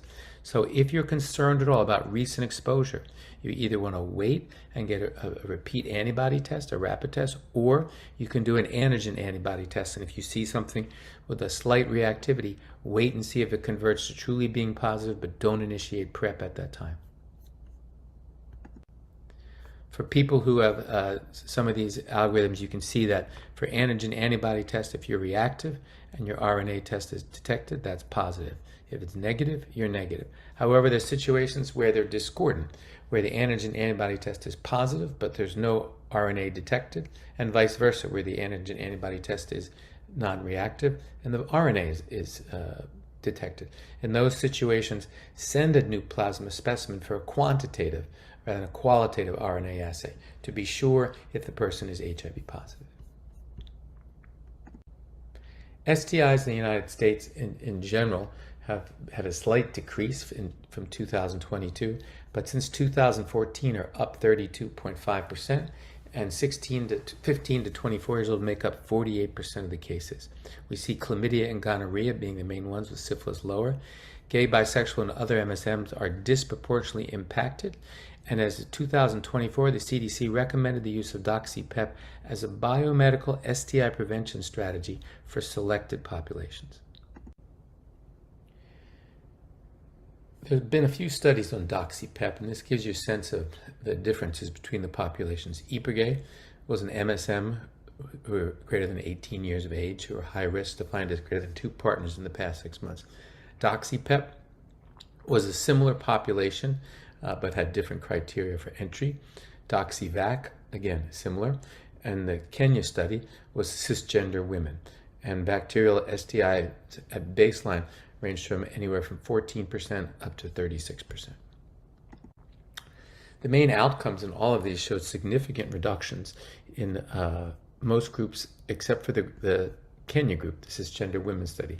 Declines in both STIs overall, syphilis, less than the people with HIV cohort in doxy-PEP, however, chlamydia as well as gonorrhea. So we know that it was beneficial. Examples of real-world use of 2 different populations showed in San Francisco at the Department of Health significant ongoing declines in reported cases of syphilis and chlamydia, almost 50% after implementation of these guidelines. At the Kaiser Permanente cohort, a health system where people are paying, you could see here that PrEP users were dispensed doxy-PEP in that 2022 to 2023 of over 11,000 PrEP users. Close to a quarter of them got doxy-PEP. Mean quarterly PEP results and quarterly STIs significantly declined. Chlamydia 79%, 80% for syphilis, 12% for gonorrhea. So we know that doxy-PEP can be effective. However, the CDC recommendations for doxycycline as STI PrEP have been specified. They're not necessarily approved for women, but for MSM and transgender women with greater than 1 bacterial STI, syphilis, chlamydia, or gonorrhea in the past 12 months, consider the patients on the use of doxy post-exposure, post-prophylaxis to prevent these infections after they've had a sexual encounter. This should include decision-making with the patient. Offer them doxy-PEP. It has to be self-administered less than 3 days or 72 hours after the oral, vaginal, or anal sex. The recommended dose is 200 milligrams, not to exceed a maximum dose of 200 milligrams every 24 hours. No efficacy data for cis women, as I said, so this is still ongoing. And this program should be implemented in the context of an overall sexual health approach, where bacterial STI testing is encouraged every 3 to 6 months, and ongoing need for doxy-PEP assessed every 3 to 6 months. The questions about problems here exist in terms of resistance. We know that doxy-PEP over 6 months minimally impacted the microbiome. No studies to date have given long-term intermittent use of doxycycline, and the risk of resistance is something we're still concerned with, but hasn't really been documented at this point. There are some data on patterns of resistance, and you can see here in a program in Seattle where things were watched for well over 2,300 patients, people taking more than 3 doses of doxy-PEP a month, so more than 3 episodes of unsafe exposure, had a increased amount of tetracycline and high-level tetracycline resistance. And now in this county where this is being done commonly, there is quite a bit of this resistance. So at least some of the trend may be a consequence of doxycycline used in treatment, but I'm sure there's been some contribution of doxy-PEP to the development of resistance. Let's go through implementing options for PrEP. PrEP options are daily oral, which is TDF-FTC or TAF-FTC. The main difference there is that TDF-FTC is available for on-demand. That's the 2-1-1 approach. FTC-TAF has not been tested for this. And for any group other than MSM, on-demand, again, not really shown to be beneficial. When we look at injectable options, not used at all for on-demand, obviously because of the injections, but available every 2 months with lenacapavir every 6 months. The recommended follow-up care is different for each of the oral and injectable approaches. Let's start at the bottom for oral. For oral, after you get your initial evaluation to make sure you're tested, you come back every 3 months. You get an antigen antibody test, perhaps an RNA assay. I'm sure that's not normally done in Uganda. Adhesion, bacterial STI screening, and if you're on doxypep, to talk about that. And then every 6 months thereafter, you check renal function, and every 12 months, you do that as well. And so the visits go every 3 months, 6 months, and 12 months with different level of severity. With injectable cabotegravir, the first month after the first injection, you repeat an HIV antibody test and an HIV RNA assay. This is really to preclude the risk of occult infection. And then every 2 months, you repeat those tests. And then every 4 months, you're getting STI testing as well and following up. And every 12 months, getting continued STI testing and chlamydia. With injectable lenacapavir, you're getting tested initially, but then every 3 months get bacterial STI testing, if indicated, with an HIV antigen antibody, and then every 6 months just getting the HIV antigen antibody test, since the lenacapavir is used on a biannual basis. One of the issues that comes up is you get ambiguous HIV test results, and so how would you handle that? The first is to assess the medication adherence. See how often the patient is missing doses. Go over that with them. Request a new sample of blood to see is it possible that they've got HIV, an occult HIV diagnosis. If there's questions, you can confer with others. If you think that the issue's really been adherence, you can continue, but for daily oral PrEP use while you're waiting to see about if the patient would be treated, you can continue PrEP, or you could add a third drug to have a complete regimen so that you're really now treating for early exposure rather than PrEP per se, and then you discontinue PrEP for 1 to 2 weeks. If people are in cabotegravir, the main thing is do not continue to administer a new regimen if you're concerned about any test results. If HIV is strongly suspected, start ART immediately, check for INSTI resistance. If a low suspicion of HIV infection, hold off on administration of the drug, increase your testing, and then you can get a sense of whether there's potentially an occult infection. There is an impact of long-acting injections on detection. Cabotegravir can suppress viral replication and delay antigen and antibody production. Therefore, rapid tests and antigen antibody assays may be negative or very low and sluggish to really kick into the positive range that you can see it. You may find negative indeterminate tests on antibody for a month, and you may need to look at HIV RNA levels because they may stay low or undetectable if you suspect occult infection. The test results may come and go, otherwise known as a flicker. This is important because it can relate to the risk of HIV transmission to others, emergence of integrase mutations, and the risk to the individual. So one has to be very sensitive if you start to see decreases in adherence, or if you're starting to see any changes in the antigen antibody tests that you're using, your screening measures, to be careful, surveillant, and to hold on your PrEP use until that issue is clarified. We know that in HPTN, the study that looked at this in the States, performance characteristics of RNA screening with long-acting cabotegravir, because that's the test we've talked about, we want you to get for the quantitative test when you think there could be an exposure. However, when that test was looked at in the open label extensions, the positive predictive value ran between 18.5 and 22%, with the false positives outweighing the true positives by a large margin. The conclusions were that a single isolated positive HIV RNA result performed poorly for detecting, and performance was better not in cabotegravir in long-acting settings. And so in order, if you're going to know if that test is positive, you're often going to need repeat testing to be sure, because one test, the false positive is almost more likely than a true positive.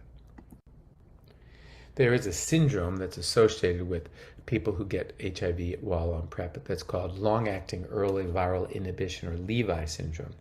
In HPTN03, there were 6 incident infections despite on time, and this is still a low number of individuals, less than 0.27% of the overall population.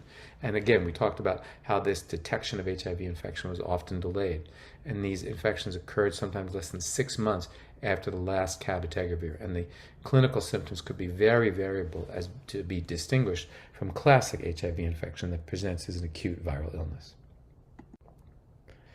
Let's now talk about implementing options for PrEP and look at daily and on-demand. We know that clinical eligibility for oral PrEP, FTC TDF is once daily for MSM, transgender men and women, heterosexual men and women, on demand, MSM only, not for women. FTC TAF, MSM and transgender women. Those are the populations that are eligible for oral PrEP. The adult must be greater than 35 kilograms, have a negative HIV and antibody test, have a creatinine clearance of greater than 30 if it's FTC TAF, or greater than 60 if it's FTC TDF, and no contraindicated medications. The DISCOVER trial compared daily oral FTC TDF versus FTC TAF for PrEP. It was a double-blind non-inferiority study for 96 weeks for HIV-negative MSM and transgender women. You can see here that FTC TAF was non-inferior for FTC TDF for HIV prevention at 48 weeks and at 96 weeks. FTC TAF, however, had arithmetic advantages, but these were not statistically significant. FTC TAF also had significantly better bone and renal safety outcomes and greater weight gain. Those who switched from FTC TDF to FTC TAF also had a low incidence rate and had improvements in their lipids, their body weight, and improvements in eGFR. So this was the study that put the use of FTC TAF on the map and led to its approval. We know that the daily oral PrEP efficacy is 99% for rectal exposure, but it's thought to be only about 94% for vaginal exposure, with medication adherence being critical. And laboratory data suggests that there might be less forgiveness because of this lower viral exposure, drug exposure, perhaps in vaginal settings with 94% efficacy, that you need to be more careful about missing doses for women, with the key counseling being support adherence. Don't be judgmental, be supportive of that, and help to give simple explanations for patients to understand why it's necessary to take these regimens. In terms of the risk towards pregnancy, there's been multiple studies that showed that immediate PrEP versus deferred PrEP, they worked very well. There were pregnancy outcomes in both groups, and immediate PrEP was non-inferior to deferred PrEP for all safety outcomes of preterm birth, small for gestational age, or a composite adverse pregnancy outcome. These are safe for women who are getting pregnant.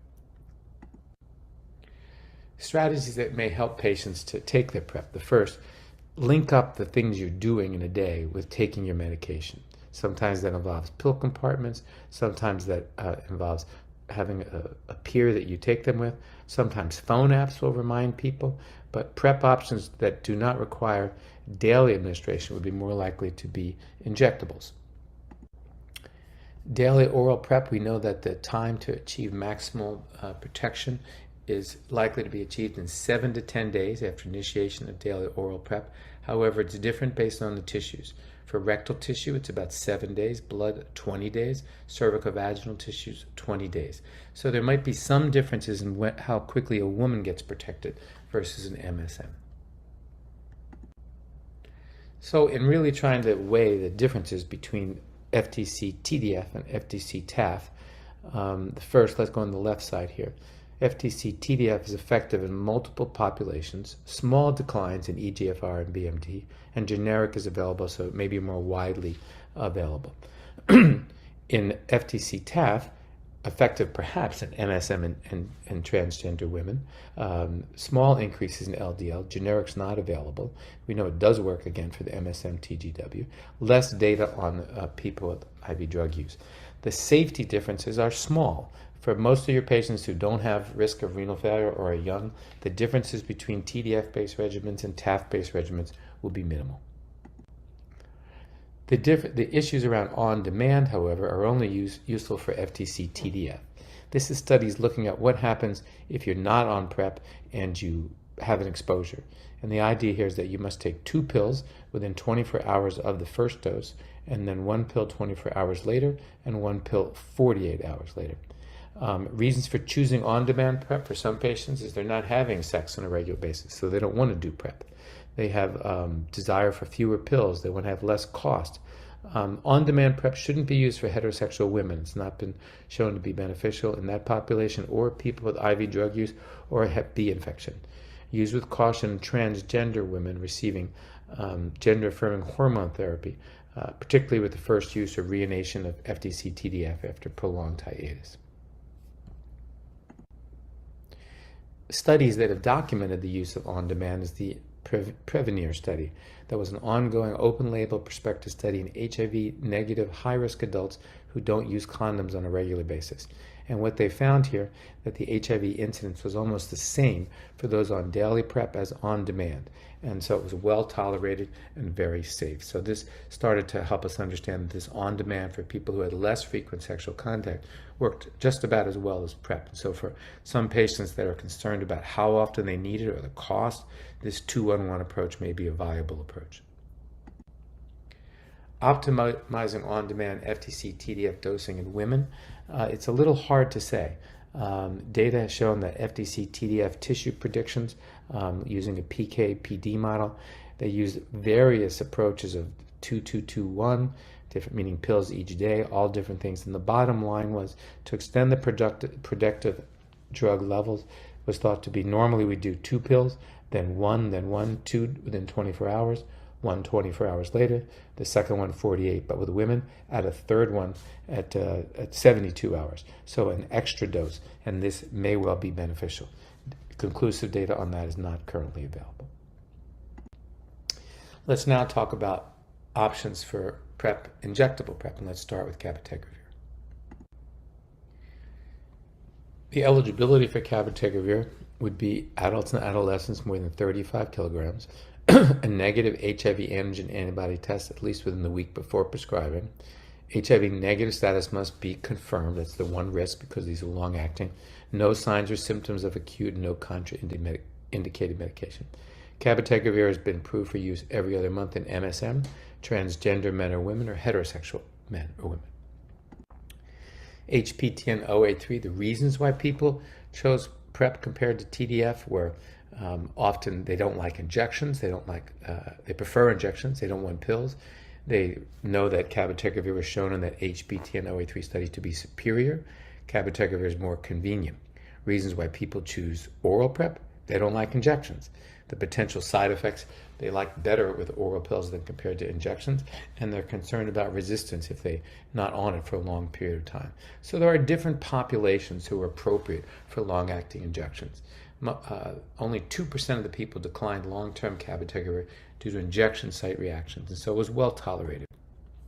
When we look at the dosing in HPTN 083 and 084, there was an oral phase in the 2 studies, one the oral cabotegravir compared to oral TDF. Then cabotegravir was given 600 milligrams every 8 weeks compared to oral, and then step 3 in the tail it was compared to everybody was segued onto oral. And what you can see that the agents were highly effective, but injectable cabotegravir was superior in terms of preventing infections, and it was so superior that the study was stopped prematurely, which is the first time in a PrEP study that one regimen, injectable cabotegravir compared to oral TDF FTC, was discontinued because of this superiority. It was more effective. Now, the estimated time from initiation to injection to maximal protection is a little hard to say. The oral lead-in can be given up to a month, but nowadays most people do injections, and it's thought that the injections get up to speed in about 2 days. So you don't have to be on the injection very long before you have functional protection. The discontinuation is a little trickier because there's a long tail as the drug stays in the system. In fact, it stays in the system. You can be as long as a week late, so it's for 9 weeks, it's fully active. But after that, you have a declining amount of drug, but still enough drug to potentially cause resistance if you're exposed to HIV. Therefore, it's recommended that during this tail period, usually at least 6 months, you have to take oral regimens or some other, or another injectable potentially, but oral regimens during that time, and continue to follow your HIV risk behaviors and HIV testing quarterly for 12 months after. And that's really one of the key pieces. Cabotegravir could be restarted at any point as long as you're negative, but if you're going to stop, you have to cover that tail with oral regimens. Selected example of real-world use, and they're very similar. The Trio Health cohort is one that I work closely in. We followed people who were on PrEP, and you can see that 83% stayed on their injectable. Only about 16% had delayed injections, and only 3% really missed them. Screening was performed for more than 50%, and the screening for HIV antigen antibodies and HIV RNA only occurred for about a third of the patients. And discontinuations to injection site reactions, very small, 3 out of 526. And when you look at the OPERA cohort, the results are quite similar. 70% of the people received their injections on time. HIV testing was less than 1 week before the first dose, and in about 50%, and HIV acquisition was quite low, 0.3%, which is similar to the Trio cohort. So these are well-tolerated drugs that have high usage, high persistence, and are very effective. The Clarity study looked to compare the tolerability of long-acting cabotegravir and lenacapavir for PrEP. It was an open-label crossover study with healthy people without HIV, and you can see the demographics there, Hispanic, Black, female, BMI. And they got one dose, and they either started on cabotegravir, and then they were switched to lenacapavir. And the patient response at day 7, post-dose cab versus len, a higher percentage preferred len, 69%, versus 48% for lenacapavir. And 90% preferred it. Pain was lower on day 1, but similar between both groups, and few palpable injection site reactions were noted. The antiviral pregnancy registry for neonatal outcomes following prenatal cabotegravir exposure gives us no safety concerns.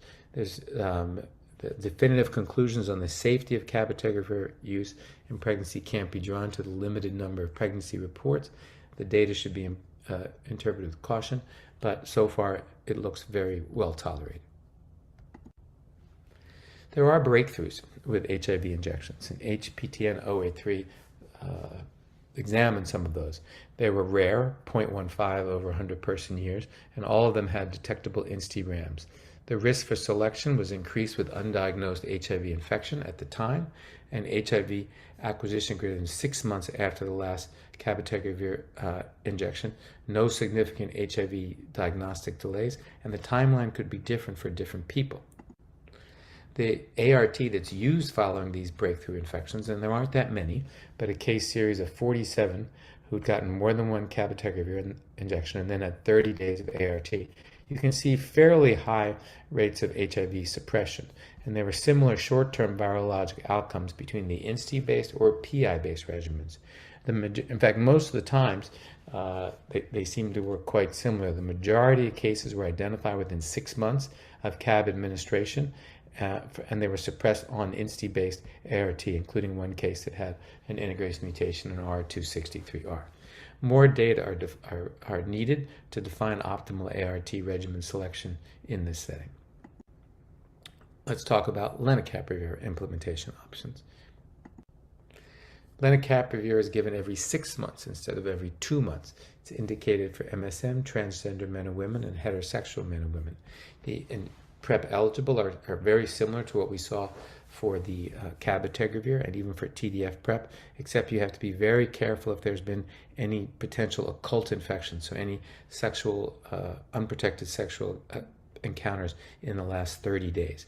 And so you need to be looking at antigen antibody tests so you can sample both RNA and antibodies to see that there's no evidence of HIV infection. Because these regimens last so long, it's very important to make sure there's no occult infection.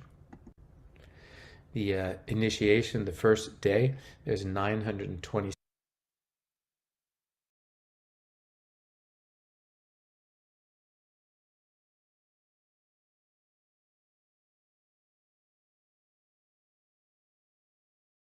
127 milligrams subcutaneous injection, 2 injections of 1.5 cc's, plus 2 300 milligram tablets.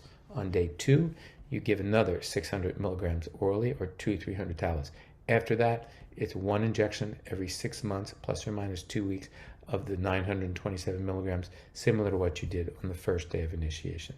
So the key piece is you give the injection and 2 pills on day 1, just the pills on day 2, and then you're good to go for every 6 months thereafter. The studies examining lenacapavir, Purpose 1 and Purpose 2. Purpose 1 was in cisgender women. Purpose 2 was in cisgender men, transgender women, transgender men, and gender non-binary people. You can see the large numbers of almost over 2,000 patients on lenacapavir compared to FTC-TAF, and in Purpose 1, FTC-TAF as well as FTC-TDF. Purpose 1 and 2, this looks at the HIV incidence, and you can see that the HIV incidence was incredibly low. In Purpose 1 with cisgender women, you had a background incidence of 2.41 per 100 person years. There were no infections in the lenacapavir arm. This is in women. This benefit has not been seen before. And in daily oral TAF and TDF was 2.02 and 1.69 respectively. In Purpose 2, where you had a different population, predominantly cisgender men, you had a background incidence of 2.37, but again, very low rates of lenacapavir with a little bit higher rates for FTC-TDF. Injection site reactions. This is injected into the subcutaneous space. There may be nodules that are palpable under the skin, but usually invisible.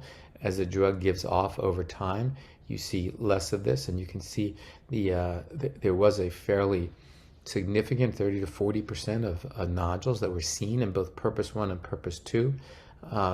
There are some pain even in the placebo arm, but you see greater amounts of pain in these arms, in the injections, as well as some erythema, and the frequency of these injection site reactions, including the nodules, decreased over time with subsequent doses. The persistence definitions of how long people stayed on them, on-time injections at week 26, and you can see that lenacapavir versus subcutaneous placebo, 66 versus 67%, and so ongoing data to see about persistence. The key question here is, will this issue of the nodules and any issues related to the injection site reactions be enough to have people change, or will they go away over time and it won't bother people, and the benefits of taking an injection every 6 months will be pronounced?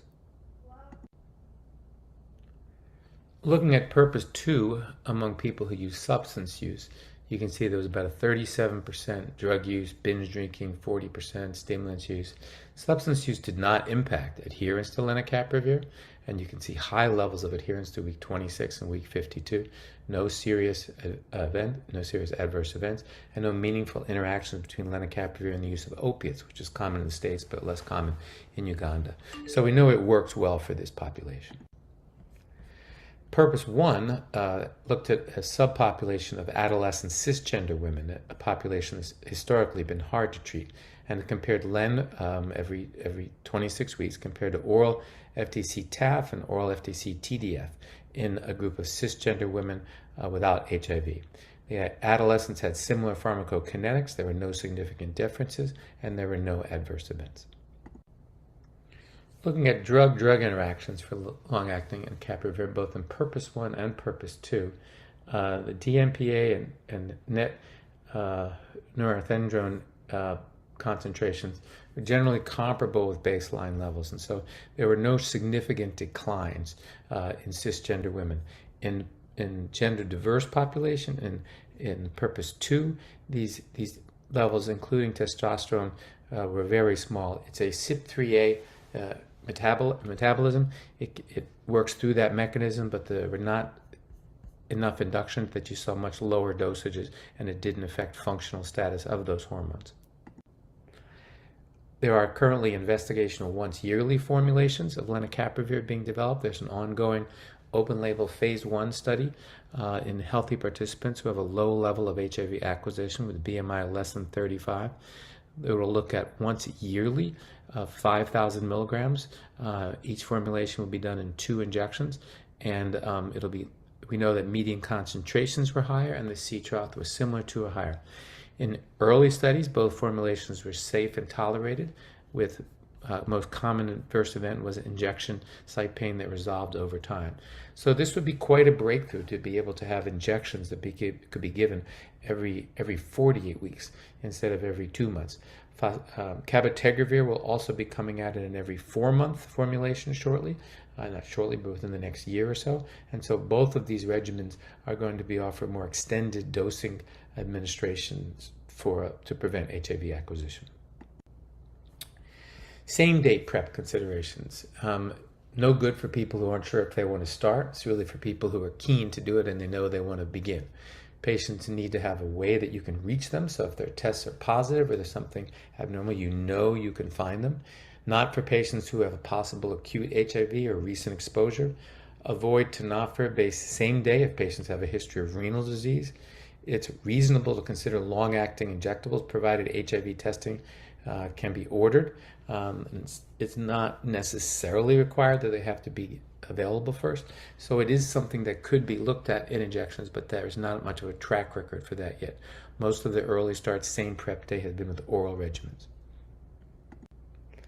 Future thoughts for PrEP. There are a variety of different regimens coming forward.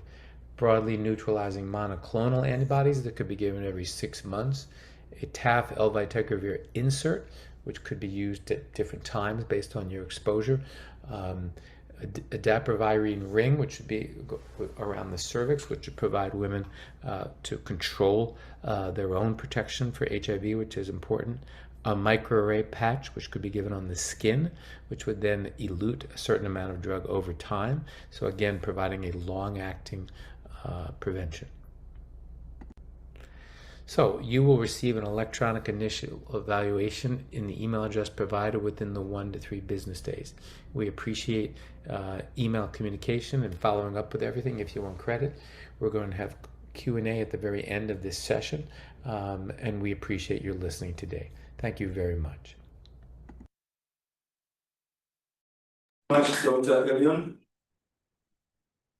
We told that you're offline, so hopefully there's a Q&A session, we'll be able to. Fine. We have the next speaker on update on HIV cure research. Who's going to take us through is Dr. Dick Steve. Dick Steve is professor of medicine at the University of California, San Francisco. He directs a large program focusing on developing a cure for HIV and is a recipient of multiple NIH grants. In 2020, his HIV program was leveraged to build a large long COVID research program. Stephen is the co-chair of the Towards an HIV Cure at the National Working Group and a former co-chair of the NIH Office of AIDS Research Towards Cure Planning Group. Dr. Dix is a member of the American Society for Clinical Investigation and the Association of American Physicians. Dr. Dix, you're most welcome.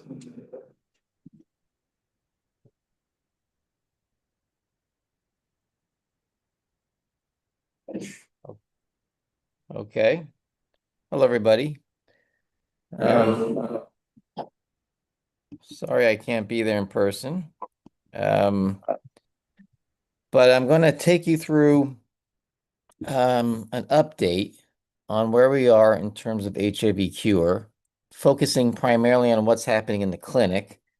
And we're going to try to make this specific to what's happening in Africa. There's a growing shift in terms of the focus of HIV cure from the north to the south. And there's a lot of exciting things going on in the African continent. In fact, I was visiting some colleagues working in this area in Rwanda just last week.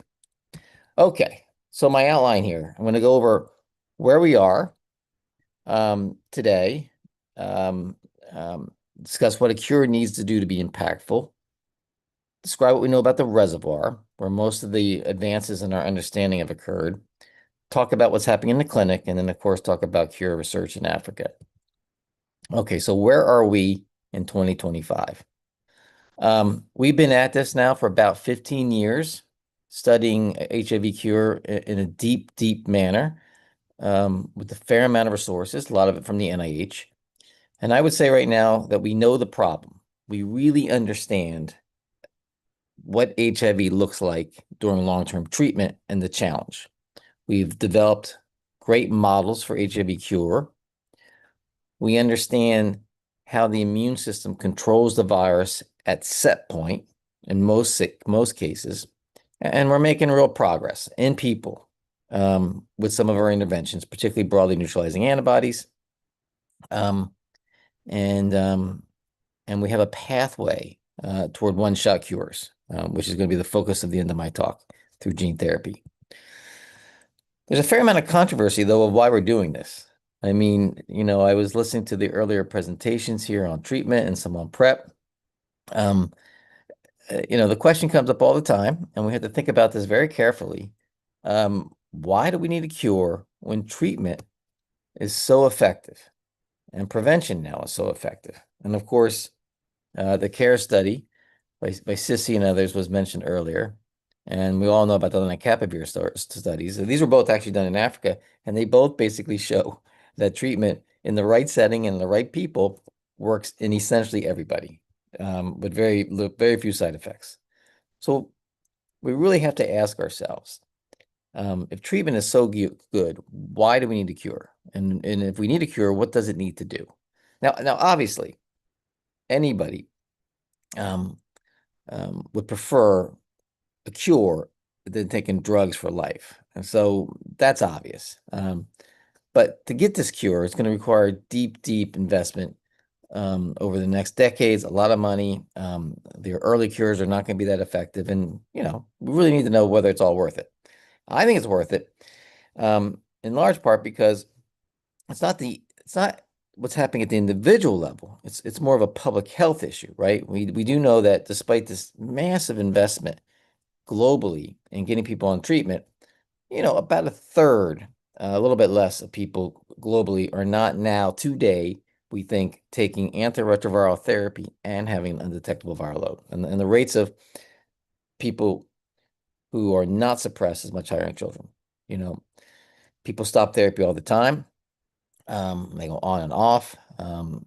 AIDS mortality is still a big issue. There's basically a stable number of infections. And we expect actually the coverage globally to begin to wane as international groups, particularly U.S. government, sort of step back. And so it's really this public health issue that I think is driving the need for a cure. And in that case, if you really think about this, so the people who are not now on treatment or suppressed, they're different from the people on treatment, right? They can't access therapy, they can't adhere to therapy, and there's 1,000 reasons for that. But if they can't take something as simple as treatment, then the cure is going to have to be pretty simple, pretty effective. And that is an important thing to say because it narrows where we need to focus, in my opinion. And as I go through my discussion, I'm going to focus on viable strategies that actually could end up being safe, affordable, scalable, effective to everybody, and so forth. And there are some of these strategies. We're not going to need to be doing bone marrow transplants. And so that's where I think the field needs to focus going forward. All right. So 15 years of deep, deep investment in HIV cure. What have we learned? Mainly, I think we've learned the nature of the reservoir. And this is obviously not particularly all that interesting clinically, although there's some stuff here I think that's relevant to the clinic. But here's what we know, that if you go on long-term treatment, you've been on therapy now for 5-10 years, virus is undetectable, and you look deep into okay, where is the virus? Now, what's it look like? Well, first of all, most of it's junk. 95% of the virus that exists in cells is defective. It still makes protein though, and that protein can cause inflammation, which might be a big deal. It matters where it's at. If the virus is in a gene, it can actually be turned on. If it's outside of a gene, it can't. And the vast majority of the chromosome is actually not genes. So that's important. Over time, latency becomes deeper and deeper and deeper and hard to reverse. The cells themselves, over time become more resilient. A cell containing HIV after 10 to 20 years of treatment is hard to kill, and it's quite clonal. Does it change over time in terms of the size? Well, actually, some studies shows it goes down, and some people actually think it actually might be curative with treatment alone if you wait 20 years. In other studies, it goes up, and in other studies, it bounces around. And it's primarily located in the gut, but we're pretty clear now that there's some in the brain. Okay, so that's what we know. That's the nature of the problem. And so we got to figure out actually now what to do about that. So shifting gears north toward the therapeutic strategies. And here again, I'm going to focus in on what I think is viable, because there's a lot going on. Over the past 10 to 15 years, the field has been pretty broad. I mean, it's basically just that the net is quite wide. We don't want to miss any opportunities. And so there's been pretty good investments, in 20, 25 different viable pathways. Some of them I think most people understand: shock and kill, block and lock, and so forth, vaccines, antibodies, a ton of stuff. But not all this, in my opinion, is likely to make it to the clinic. And the ones that I think are most exciting, most likely to either work or most likely to lead to this sort of scalable one-shot cure that I think is going to be transformative. And so I'm going to just go through some of the data that's happening now in the clinical trials in each of these approaches. All right, immunotherapy. This is where the great success has been. There's been multiple studies that have shown basically that this approach can work. It's not quite working, but there's a lot of promise. And so what this entails is to take people who are on long-term treatment, whose virus is undetectable, you bring them in, and you give them a bunch of stuff in this period that will induce the immune system to control the virus, so that when they stop therapy, rather than having the viral load go way up to 1 million and hang out at 10,000, in fact, people look more like elite controllers. All right. And so this is the goal, to reduce the amount of virus by enhancing the immune system.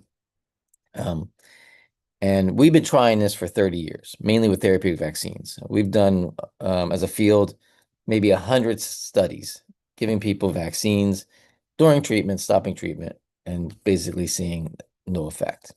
That has changed.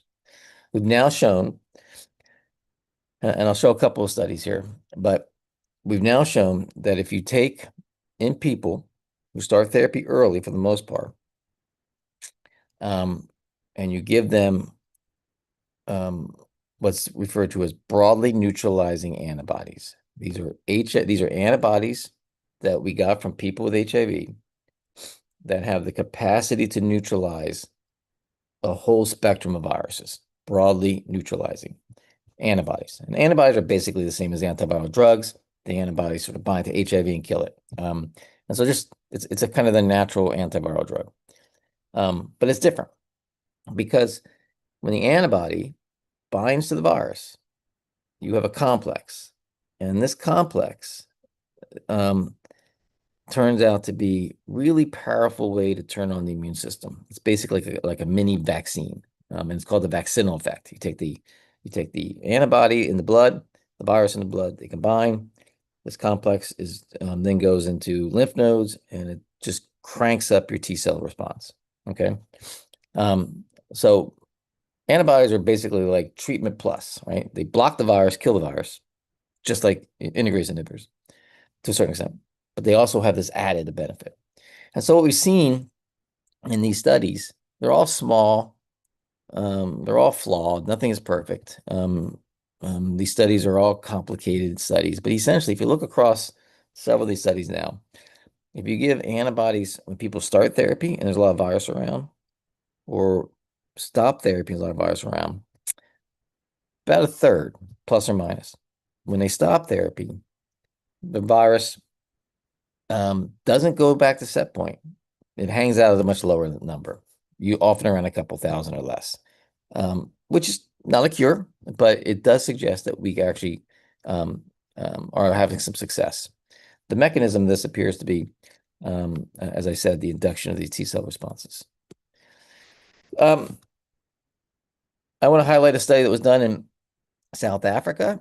The FRESH study. This is a very impactful study, got a lot of attention to CROI. And it just illustrates the shift, I think, of the cure agenda from the north to the south, where these types of studies, these very deeply resourced, intensive, biologic, experimental medicine studies can be done and should be done. And in the FRESH study, they took young women who had acquired HIV, started therapy really quickly, and they received these antibodies, broadly neutralizing antibodies, and an adjuvant to turn on the antibodies. And they stopped therapy.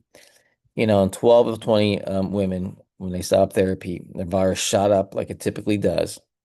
But 40% did something that's atypical, right?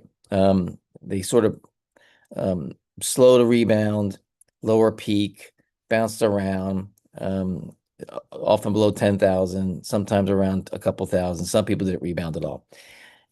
Obviously not a cure here. Maybe a few are achieving a cure, but clear indication that in an African population, this effect takes this routine outcome, which you would typically see in nearly 100% of people, to this.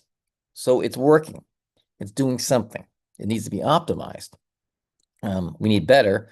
But I just want to highlight that in a multi-stakeholder approach that was global, with stakeholders from all over the world, we asked the question, at a minimum, not ideal, but just absolute minimum, what do we want from a cure? And the response was that, well, some people, because we really can't get them on treatment for whatever reason, we want anything that will get that virus low enough so that they stay healthy, and most importantly, they don't transmit to others, right? And that threshold appears to be around 1,000. And I'll just point this out because in these studies, a significant subset of people are kind of approaching this threshold. And so there's a lot of excitement. But the numbers are small, and only about a third of people are achieving this. And so clearly we need to do more work. And the future is actually looking at combination approaches where you give vaccines and antibodies. And we actually, here in San Francisco, did the first such study where we actually did an incredibly complicated study where we gave people basically a combination of vaccines and antibodies, stop therapy. And 3 people rebounded very quickly, but 7 people. Now, this is highly unusual. If you were to do any kind of study of people and stop therapy in 10 of them, maybe 1 at best would sort of stay low or undetectable. But we saw 7 out of 10 hang out at around 1,000 or less. So a dramatic effect, and we're trying to figure out the mechanism. But in the cure space, there's now a lot of focus on getting better vaccines and better antibodies to see if we can actually get people to no rebound. So this is kind of where most of the energy is right now. And there are studies across the globe, and there's 2 very important ones in Southern Africa right now looking at this. All right. But the future, I think, belongs to cell and gene therapy. Because again, we want one-shot cures. And I think everybody has heard about these stem cell cases, right? You had Timothy Brown, the Berlin case, the London patient, New York patient, Dusseldorf, City of Hope, so forth. There are about 9 or 10 of these now. People who had cancer, who got a bone marrow transplant from a person whose immune system lacks CCR5. And because CCR5 was not on the T cells, the virus could not enter those cells. And so basically rebuild immune systems in these people through a bone marrow transplant so that they cannot become infected or the HIV can't replicate. Okay. Now, 20% of people go through this procedure, die from the procedure. It's not, when you can take 1 pill once a day, no one is ever going to do a bone marrow transplant for a cure. They were all done for cancer. But can we do this without a bone marrow transplant? And right now, there's a lot of excitement about this approach, which is at the center of sort of gene therapy for all the studies, right? In East Africa and Uganda right now, there's a huge initiative that I'm aware of to build up capacity. Sissy Kidjo has been really a force of nature trying to get this to happen, build up the capacity for gene therapy, for sickle cell anemia, for cancer, and for HIV. And then the approaches are going to be very similar. The goal is to do this with a shot, right? And so what you do is you take a vector, right? It's going to be a virus like AAV, or it can be a lipid nanoparticle, basically what we use in the mRNA vaccines for COVID. Anyway, it's just a way to package a gene that you can give an infusion or a shot, packaged within this vector as either a gene editing machine, CRISPR-Cas and so forth, that can cut genes and kill it, disrupt it, or deliver genes, right? And then for the Berlin patient story, what we want to be doing is to go into stem cells, from which all CD4 come from, knock out CCR5, and you're done. So once you do that, then every single future CD4 T cell that comes from those stem cells will lack CCR5. So this has been done in animals, and there's a movement to start doing this in people, but it's theoretically a one-shot cure. But probably the most exciting one-shot cure is the following. And I'm mentioning this because there's a lot of really cool monkey data, and there are clinical studies being designed to do this in an African population. And in fact, the first real study of this idea probably will be done in a pediatric population in Africa. And so I think people should be aware of this. Again, you start off, this is vectored immunotherapy. This is delivering the genes for these antibodies to the muscle and let the muscle make the antibodies. And it works basically, you have a vector that has within it the genes for the antibodies, these broadly neutralizing antibodies. When these vectors, these AAV in particular, when it gets into the cell, it releases its cargo, and you end up with pieces of DNA, episomes in the nucleus, and these become protein-making factories. They just crank out antibodies. And you put this in the muscle cell because the muscle cells are easy to get, just a shot in the arm. And muscle cells, they live for a long time. So you deliver the DNA into the muscle cell. That muscle cell then becomes a factory that makes these antibodies. You don't need to take anything, and they can actually be produced for probably decades and so forth. And there's been these studies, there's been several now that have shown if you take monkeys, infect them with HIV, HIV, and you give them the AAV for the antibodies here, right? The green and the yellow, these are antibody levels. So the muscle makes the antibody levels, they go up, they stay up at high levels. The animals are taken off of treatment, and the virus, which in red here, basically does not rebound. In theory, with one shot, you can get these antibodies being produced by muscles for years and years and years, and the virus will remain undetectable. Very cool stuff. For complicated reasons, it's probably going to work better in kids than in adults. And children are some of the most difficult population to treat, particularly infants. And so there's a lot of excitement, the Gates Foundation and others leading the way to do a pediatric cure study using this approach. All right, I'm going to finish up now, just sort of providing a big picture overview of where things are going in terms of the cure agenda on the African continent. There's a lot of there's the excitement globally to shift the agenda from the north to the south is driven, of course, by the great need. About 2/3 of the population globally who have HIV are in Africa. And there are a lot of challenges in terms of delivering antiretroviral therapy throughout the continent. I mean, there's a lot of challenges everywhere these days in doing that. And so there's a great rationale and need there. And right now, our work in the North has been heavily criticized because it's basically almost all these cure studies are older, white, men who've had sex with men, kind of the typical population that have participated in most studies forever. And it's clear that what we learn in that population is important for that population, but it's not going to be generalizable to the global epidemic. And so we really need to start doing these studies in the people who actually have HIV. And globally, it's actually more and more young people. There's particularly in some of the countries in Africa, it's definitely concentrated more in females and males, particularly younger.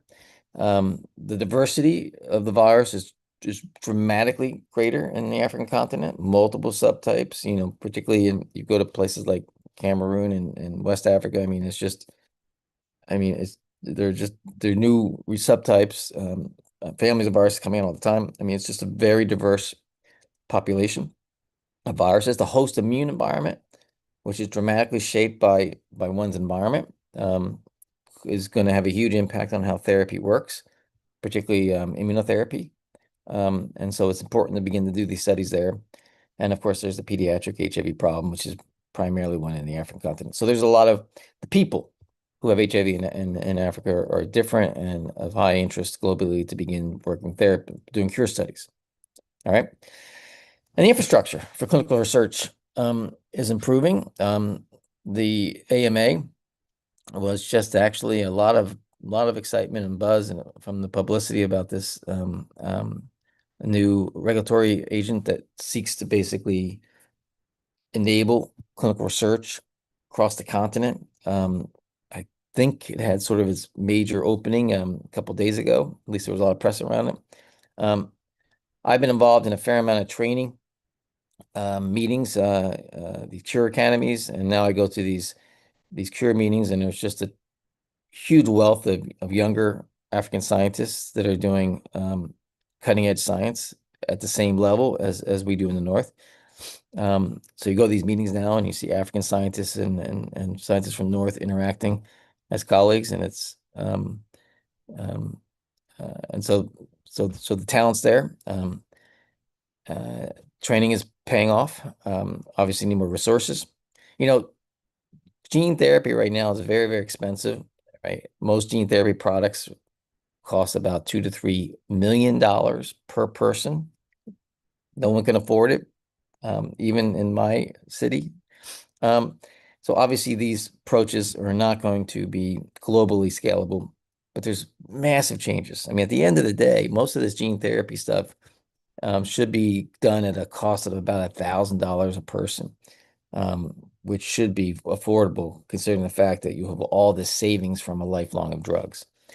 And there's clear evidence of really highly impactful cure studies now coming out of Africa. And there's massive engagement, particularly Gates, to shift this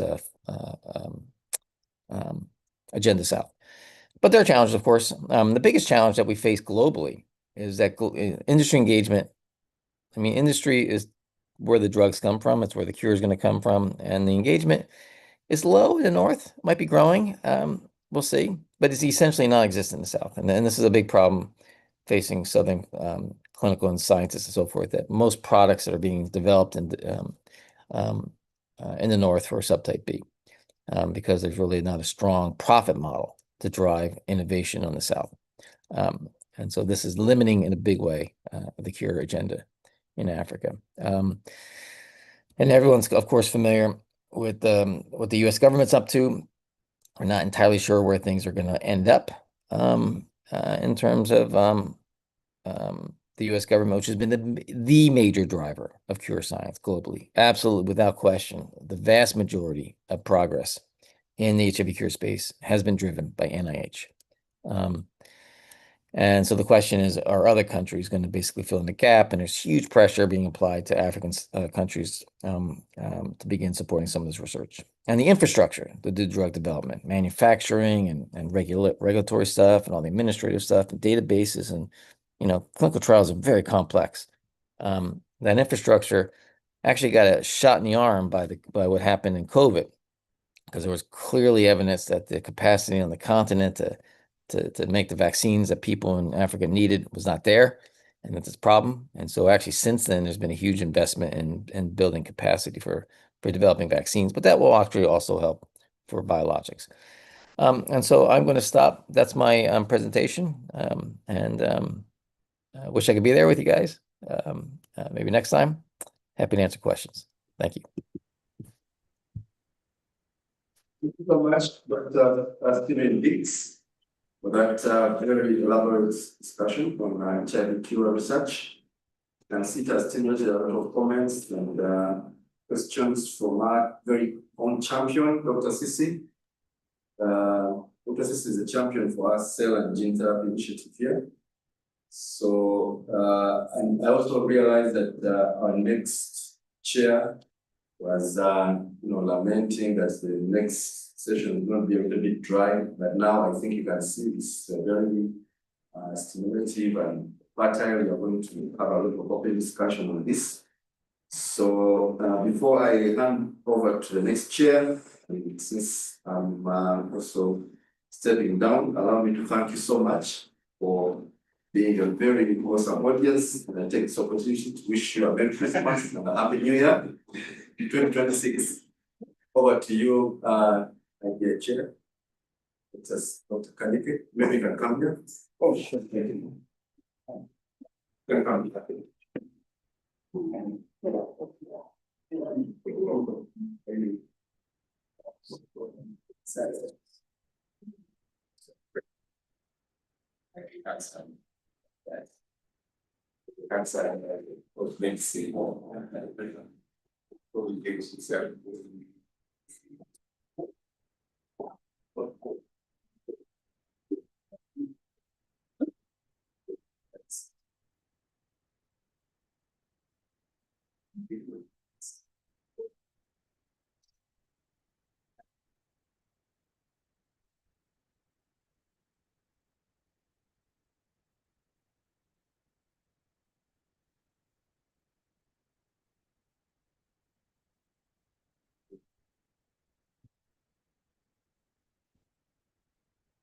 Right. Thank you, Dr. Tafael. And good morning, good afternoon, and evening from wherever you are in the world.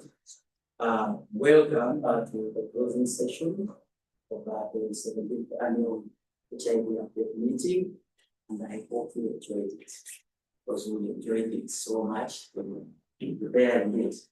So, on behalf of the organizing committee, I would like to extend our heartfelt gratitude to each one of you for participating and those who took this event. Your presence has made it a success. And to our esteemed presenters, thank you for sharing your expertise and experience with us. It's been a rich 3 days of plenary breakout session. We have updated health workers on the most recent research findings, HIV care. We had highlights from international conferences in 2025, ROI, IS, etc. We got updates on the epidemic control, HIV care in adolescents and teens, virology and vaccine. We had an interesting talk on HIV, on HIV and non-communicable diseases. Today we just had interesting talks on drug resistance. We just talked about PrEP. It's been so rich. We just had updates on HIV cure research. So it's been so amazing. Your contributions and data reached our understanding and has sparked meaningful conversations like we saw in chats. So chairing a closing session, but this session also has an open discussion and the way forward. It's a bit tricky when you don't have a live audience, but I'll be picking them from the chats. I have a few questions here to start with as hanging fruits. But also in this session, we shall have closing remarks from Dr. Rem, Dr. Michael Magalon, and we shall close it with Dr. Francis San. So in the first few minutes, I'll read the few questions that I have in the chat to stimulate our discussion. Good thing some of them the speakers have just finished presenting. So Dr. Cisse Chitio is the executive director. He's been online. He has some comments and questions. I think these are used to. So she says the limitation of the peanuts in their administration and liquidity in the body to provide a lifelong effect. So he's wondering, are vector apps able to reach plasma levels similar to peanuts infusion? Maybe you can take that and then I will be reading such that it is interactive. Steve?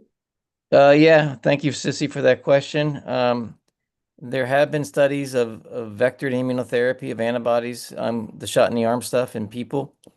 And it worked. The antibodies were produced, but at very low levels. So these are AZT days, right? For those of us that have been around a long time, remember that AZT was not a great drug. It didn't work, but it was the first step. And so I think that right now in people, the data suggests that we're nowhere near making the antibody levels that we need, but we think we can fix that. All right. Thank you, Steve. Still from Dr. Cisse is wondering whether she's actually wondering, do you know why CCR5 delta 32 is only 4.2% of Caucasians?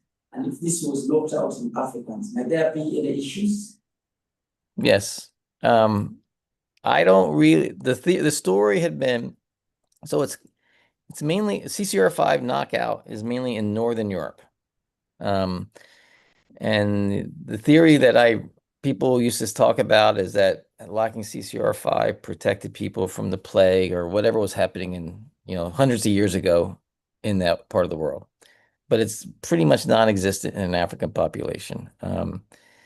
And so, yes, will knocking out CCR5 be harmful? Right now, there's some evidence that certain infections, like West Nile virus, might be worse.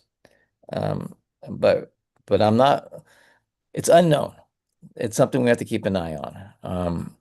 My bet is that at the end of the day, that if you knock out CCR5 in African population, it might increase the risk doing poorly with certain viral infections.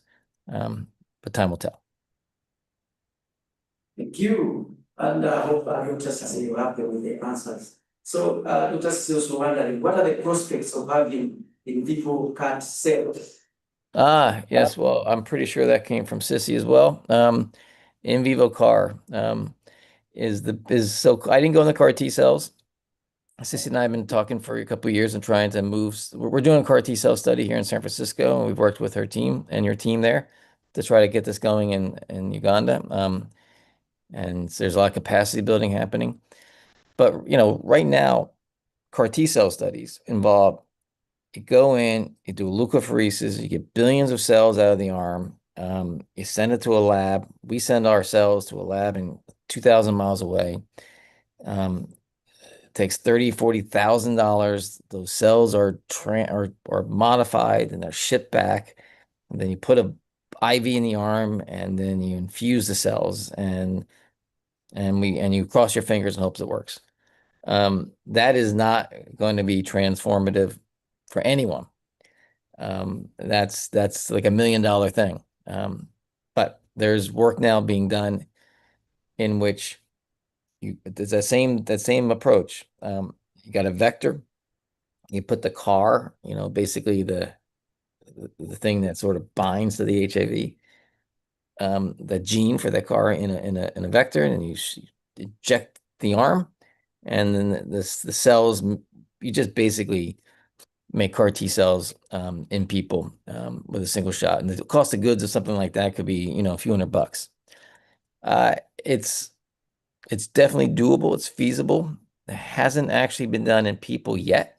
Animal models, a lot of interest in doing this in cancer.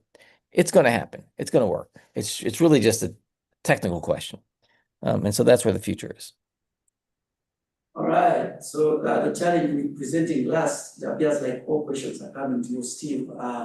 Charles Brown here is wondering, for immunotherapies, in your opinion, what combinations would most likely lead us to a functional and scalable cure? Could it be gene therapy and BNABs, long and long, BNABs, etc.? Yeah. I didn't go into it, but every time that we see someone get cured, right? Whatever, however you define it, they typically at the beginning have a low reservoir, right? And so having a small reservoir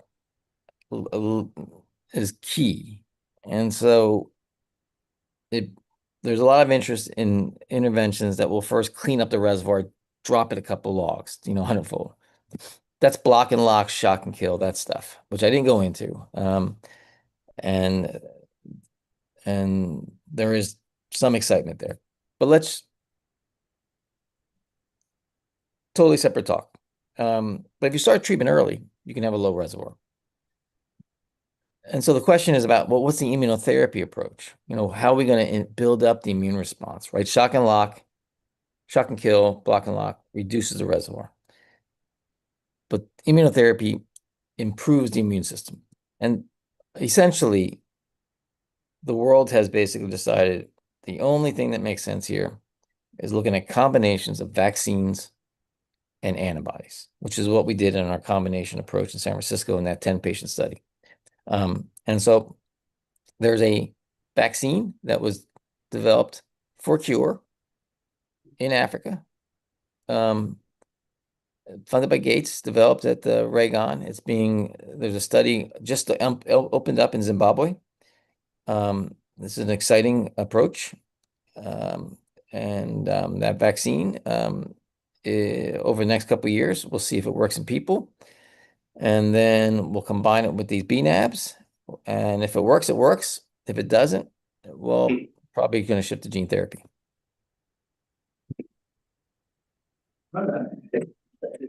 So, Samson Okum has another question for you, Steve. If gene therapy is a success, would that mean that the individual becomes immune for future infections with HIV? Really important question. So I was the doctor for Timothy Brown, right? Berlin patient. And he was concerned that he could get infected with an X4 virus. So he was cured, had really no virus anymore. He'd been on 3 drugs. He got cured. But now he's worried about getting a new infection. So he went on PrEP. So he basically went from 3 drugs to 2 drugs, right? So what's the point of that? At the end of the day, he's still taking therapy. And there's no real big difference between 3 drugs and 2 drugs. So these cures likely are going to really to be impactful. We're going to have to prevent reinfection. And the one I'm most excited about, that vector thing, delivering the antibodies to the muscle cells, that will prevent reinfection. The other stuff we talked about, maybe it will, maybe we won't. But I think that's a really important part of the strategy. Right. Thank you so much. The next question is from Dr. Francis Sari. I don't know if you can move the camera or do you want to read it? Zia with us in the house. I can read it. It's given permission. All right. So Dr. Francis Sari is wondering, Steve, how far away from a phase 3 clinical trial of the injectable gene therapy for HIV? People have gotten in big trouble for making predictions. We're very far from a phase 3 study. Right now, it's phase 1, phase 2. And the drugs that we're studying are not really the drugs that will make it to phase 3. And so 5 years more before, at the earliest, we'll be thinking about phase 3. The Gates Foundation, which is the major funder for cure research right now in terms of product development, particularly in the African continent, wants a cure in 10 years. So that would mean a phase 3, ideally in the next 5 to 7 years. And if we can't get there, then Gates may actually stop funding cure research, and that could end the field.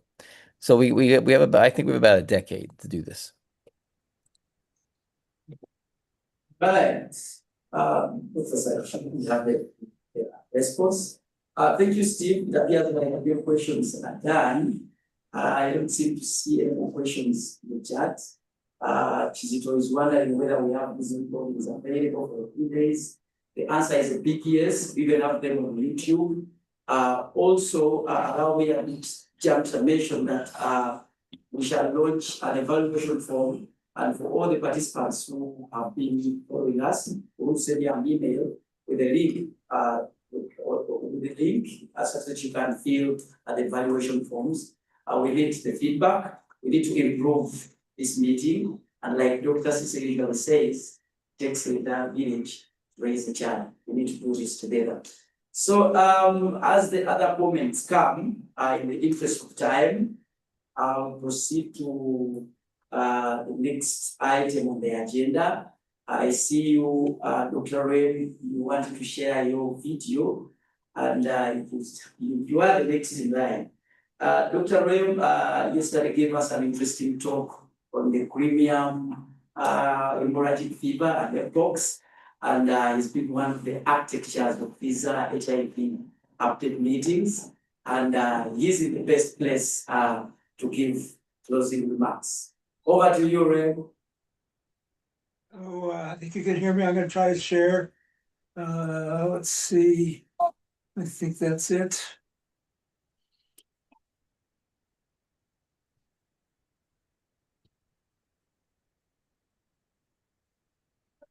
You see it? Yes. Yes. Great. So I just have a few comments. I am really delighted to participate in the closing remarks, and Francis Sally started off these sessions by a remembrance of Frank Graziano, so I think I'll finish this session with a few remarks about Frank. He's a wonderful guy, professor of immunology. Aside from being a professional football player, he was a marathoner, and really was very charismatic. You could see the way he talked. He really engaged the audience. He had to dragoon us to do our forms. He'd wander down the audience and really brought in a huge amount of participation. So I only going to show two more images, because this is the one from the first conference we had in Entebbe. These are the speakers. There's Frank, and Ian is back there, and I'm back there. It was a small conference. The JCRC had been around for a decade by this point, and it was the training that he had done in individual JCRC sites that stimulated him to get this conference started. And I've actually been able to come to every one of them, although sometimes remotely. This is an image from the 15th conference. I was not able to make the 16th or the 17th. I'm really hoping to make the 18th. And that is all I wanted to just show. So that perspective that I've gained from being with you for almost 20 years now is it's amazing how far you've come. It's just and as Steve Deeks just described, the amount of infrastructure and the amount of science being carried out in Africa is quite thrilling. And I would say that perhaps with the exception of South Africa, Uganda has done the most scientific contribution of any of the African countries, and the infrastructure you've built is really quite remarkable. The irony, of course, and painful irony, is that now that you've gotten really good at spending this money and organizing things, our country has cut you off, which is just criminal in my opinion, and very painful for me, and I'm sure difficult for you as well. So that's all I had to say, and I appreciate being here, and I'd love to, if there's more to be said, I'll raise my hand. Thanks a lot. All right, thank you so much, Ray, for insightful closing remarks. I will appreciate. So I still don't see any more chats. I'll proceed to the next speaker, and that's none other than Dr. Michael Maglon. Maglon has been a HIV pharmacist for more than 20 years. Active involvement in teachers training in Uganda as a member of the University of Wisconsin Hospital HIV program with the late Professor Frank Graziano, with over 25 visits since February 2003. He's just like Rev, is also one of the architects of the annual HIV update meetings in Uganda and has supported the same since its inception. So it's not by mistake that he's here to give us closing remarks. Over to you, Michael. Thank you for giving me purpose. When you decided to give me my chance, you changed the entire trajectory of my life. I don't just get up and go to work every day. I get up and feed people every day. And it's so much more than a job. And I'm glad and I'm honored. Can you hear me? Position to help you do it. Yeah. You know, it's my honor as well. Thank you. Well, I want to. All right. Go ahead. Go ahead. Part of the Facing Hunger Food Bank and campaign in West Virginia. They're planning to distribute at least 100,000 meals this holiday season. Their interview is archived. Well, I have some. Major support for Excuse me. comes from Dignity Memorial. For many families, remembering loved ones means honoring the details that made them unique.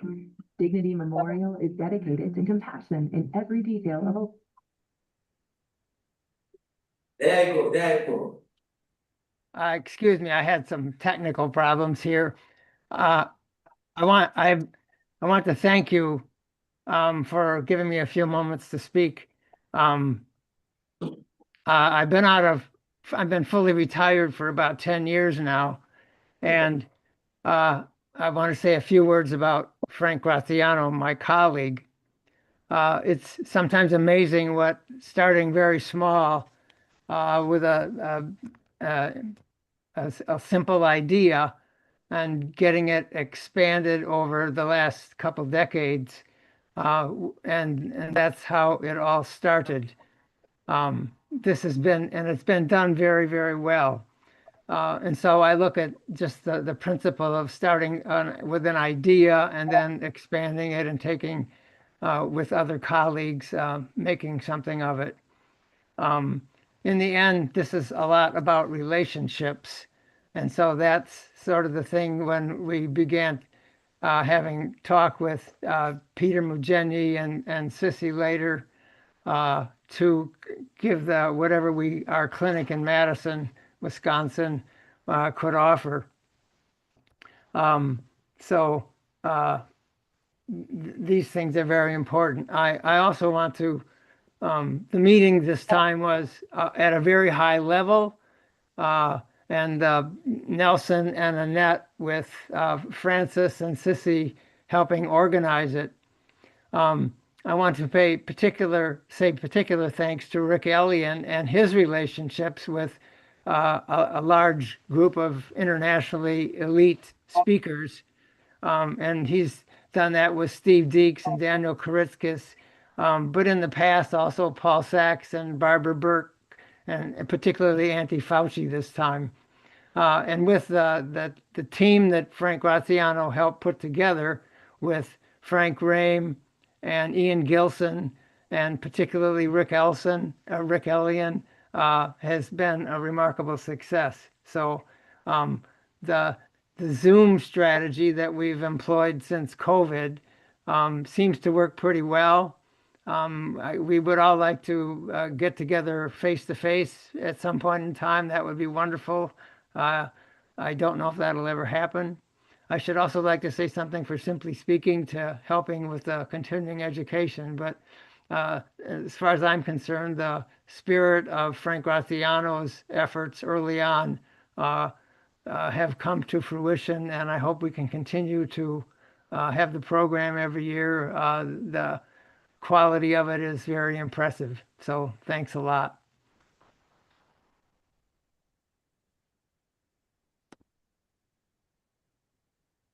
Thank you so much, Michael, for those insightful closing remarks.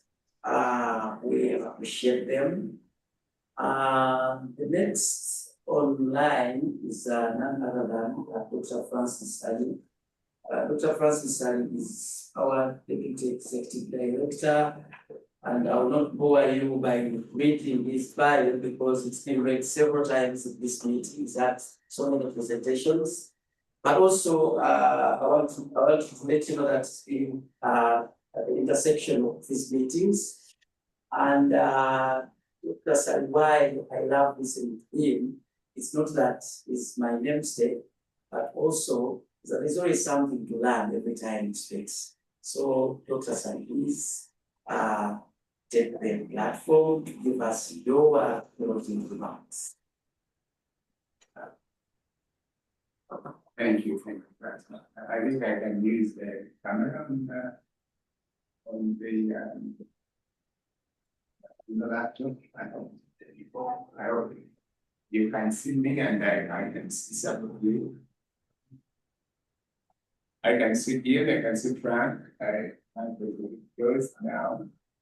I would like to just thank yes. I hope you can see Rick is not on, but these are the people who have been with us in the very young Ugandan program. And when we started in the beginning of the 2000s, and increasing HIV knowledge, improving management of our patients, and being able to discuss cases and all the incredible improvement that we see. I think if we are able to see pictures of the people who attended these meetings, maybe around 2008 there, or even some of the earlier ones that Frank used to hold in the regions, like in Kabale, and other places. These people who attended those sessions, they're now leaders they have been leaders in many of the organizations, both locally here in Uganda and also outside Uganda. They have been leading HIV programs. When I look back, I think the improvement was way beyond, and the privilege that we had to get speakers over the years and this year as well, both from the outside Uganda, mostly from the US, and also colleagues from Uganda who have been able to be part of this incredible journey. I really want to thank you very, very, very much. We've had wonderful session chairs, like Dr. Jane here, who has been part of the HIV drug resistance program in Uganda, and Alison. I remember when this program had just started, drug resistance was one of those very complex things that everyone was dying, and yet now when I look back, we have regional teams that are able to look into these patients, the national database, something that is really unique and I've not seen it in other countries. I was just talking to Harrison that maybe we should have a database similar to the Stanford so that we can be able to generate information on that sort of stuff. And the talks have also, have also changed. When I joined the HIV treatment, people were debating whether it was antibodies that are going to help cure patients or the cells that are going to treat patients. And we still have this engagement, but it's at a different level now. We are looking at from the talk that Steve gave, still looking at these approaches, but three things that the approach and actually aiming at cure, which really gives us a lot of hope. This conference this year, we've gone through the whole spectrum from prevention, treatment, to emerging epidemics, which, as we saw in the COVID time, they impacted on our care and that we give to patients, and even how we could access patients. So, Brown has always had this excellent ability to bring out the complex sciences of these other emerging infections. So teams, I really want to thank you very much. And also to our incredible participants who have been with us this 3 days. So this year will be almost entirely virtual meeting. Something that we learned from COVID, but we hope we can make some good out of it. So I really want to say thank you very much. And Ian, I don't know whether you want to say anything to the participants. Cece had to break off, had to attend another meeting, so she's not here with us to give everybody a send off. But Ian, I think you can say something before we. Sure, I'll try. You can see, I just retired from practice of medicine a few months ago and moved from Milwaukee to Chicago, and we got this great apartment. In the background is Lake Michigan. It's actually bigger than Lake Victoria, and it's beautiful. But I want to say that I've been so privileged to be part of this meeting for 17 years. It's been one of the greatest things that's ever happened to me. And what you have done with HIV care in your country and your continent has been astounding. And like Frank Rame, I'm embarrassed that our country is shirking its responsibility. And we're going to work as hard as we can to spread the message to the American population that this is reversible. We cannot give up on this because you're making so much progress. So many lives have been saved. And we're in it for the long term, Francis. And I admire what you've done. And I thank you for letting me be a part of it.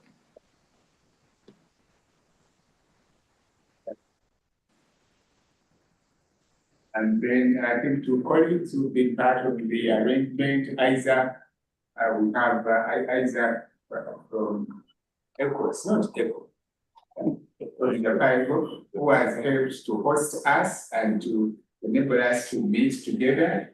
I don't know whether people can see you. It would be good if they can see your face.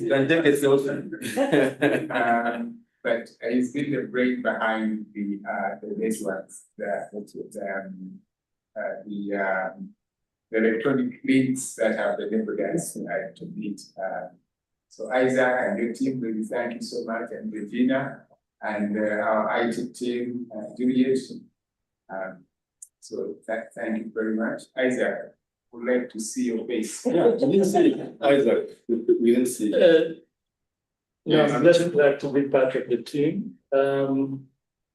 Sometimes when you are on a team and you're controlling cameras, it's hard to see. But thank every one of you that joined, the team that joined our national sessions and regional sessions. I've seen a number of you on the call.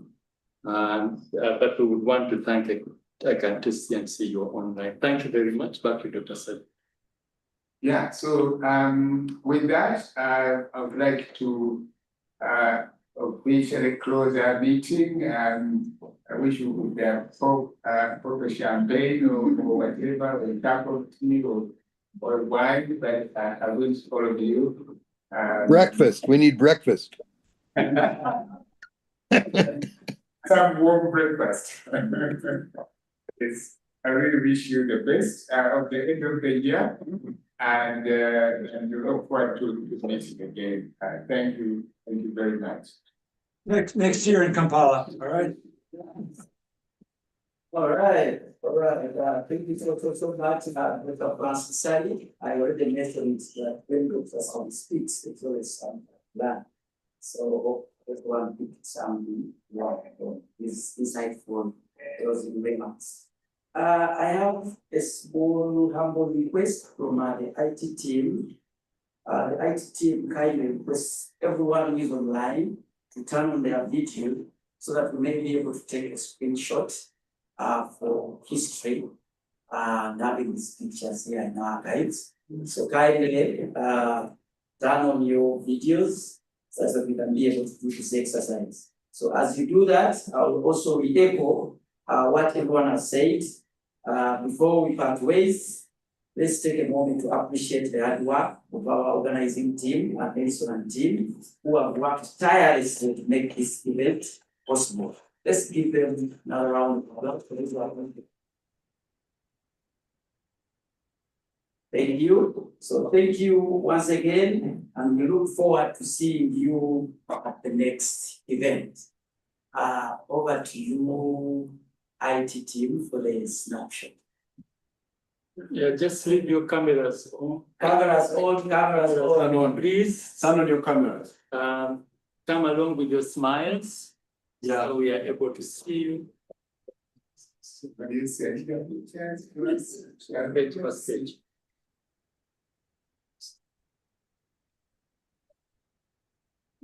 page. Please turn your cameras on, those who are able. And the smiles. And the smiles. Yes. Apologies, we are trying to take as many. The next time they will be sharing scriptures, it will, screenshots, it will be your faces on the pictures, so keep the smiles on.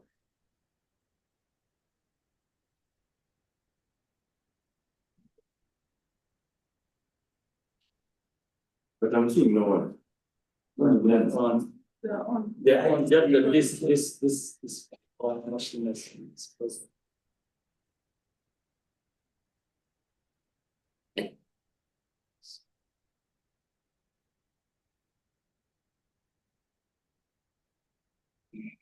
One more.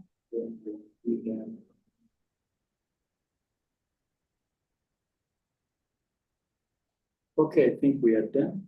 Thank you. All right. Thank you so much. Bye. Good morning. Good afternoon. Good evening. See you at the next event.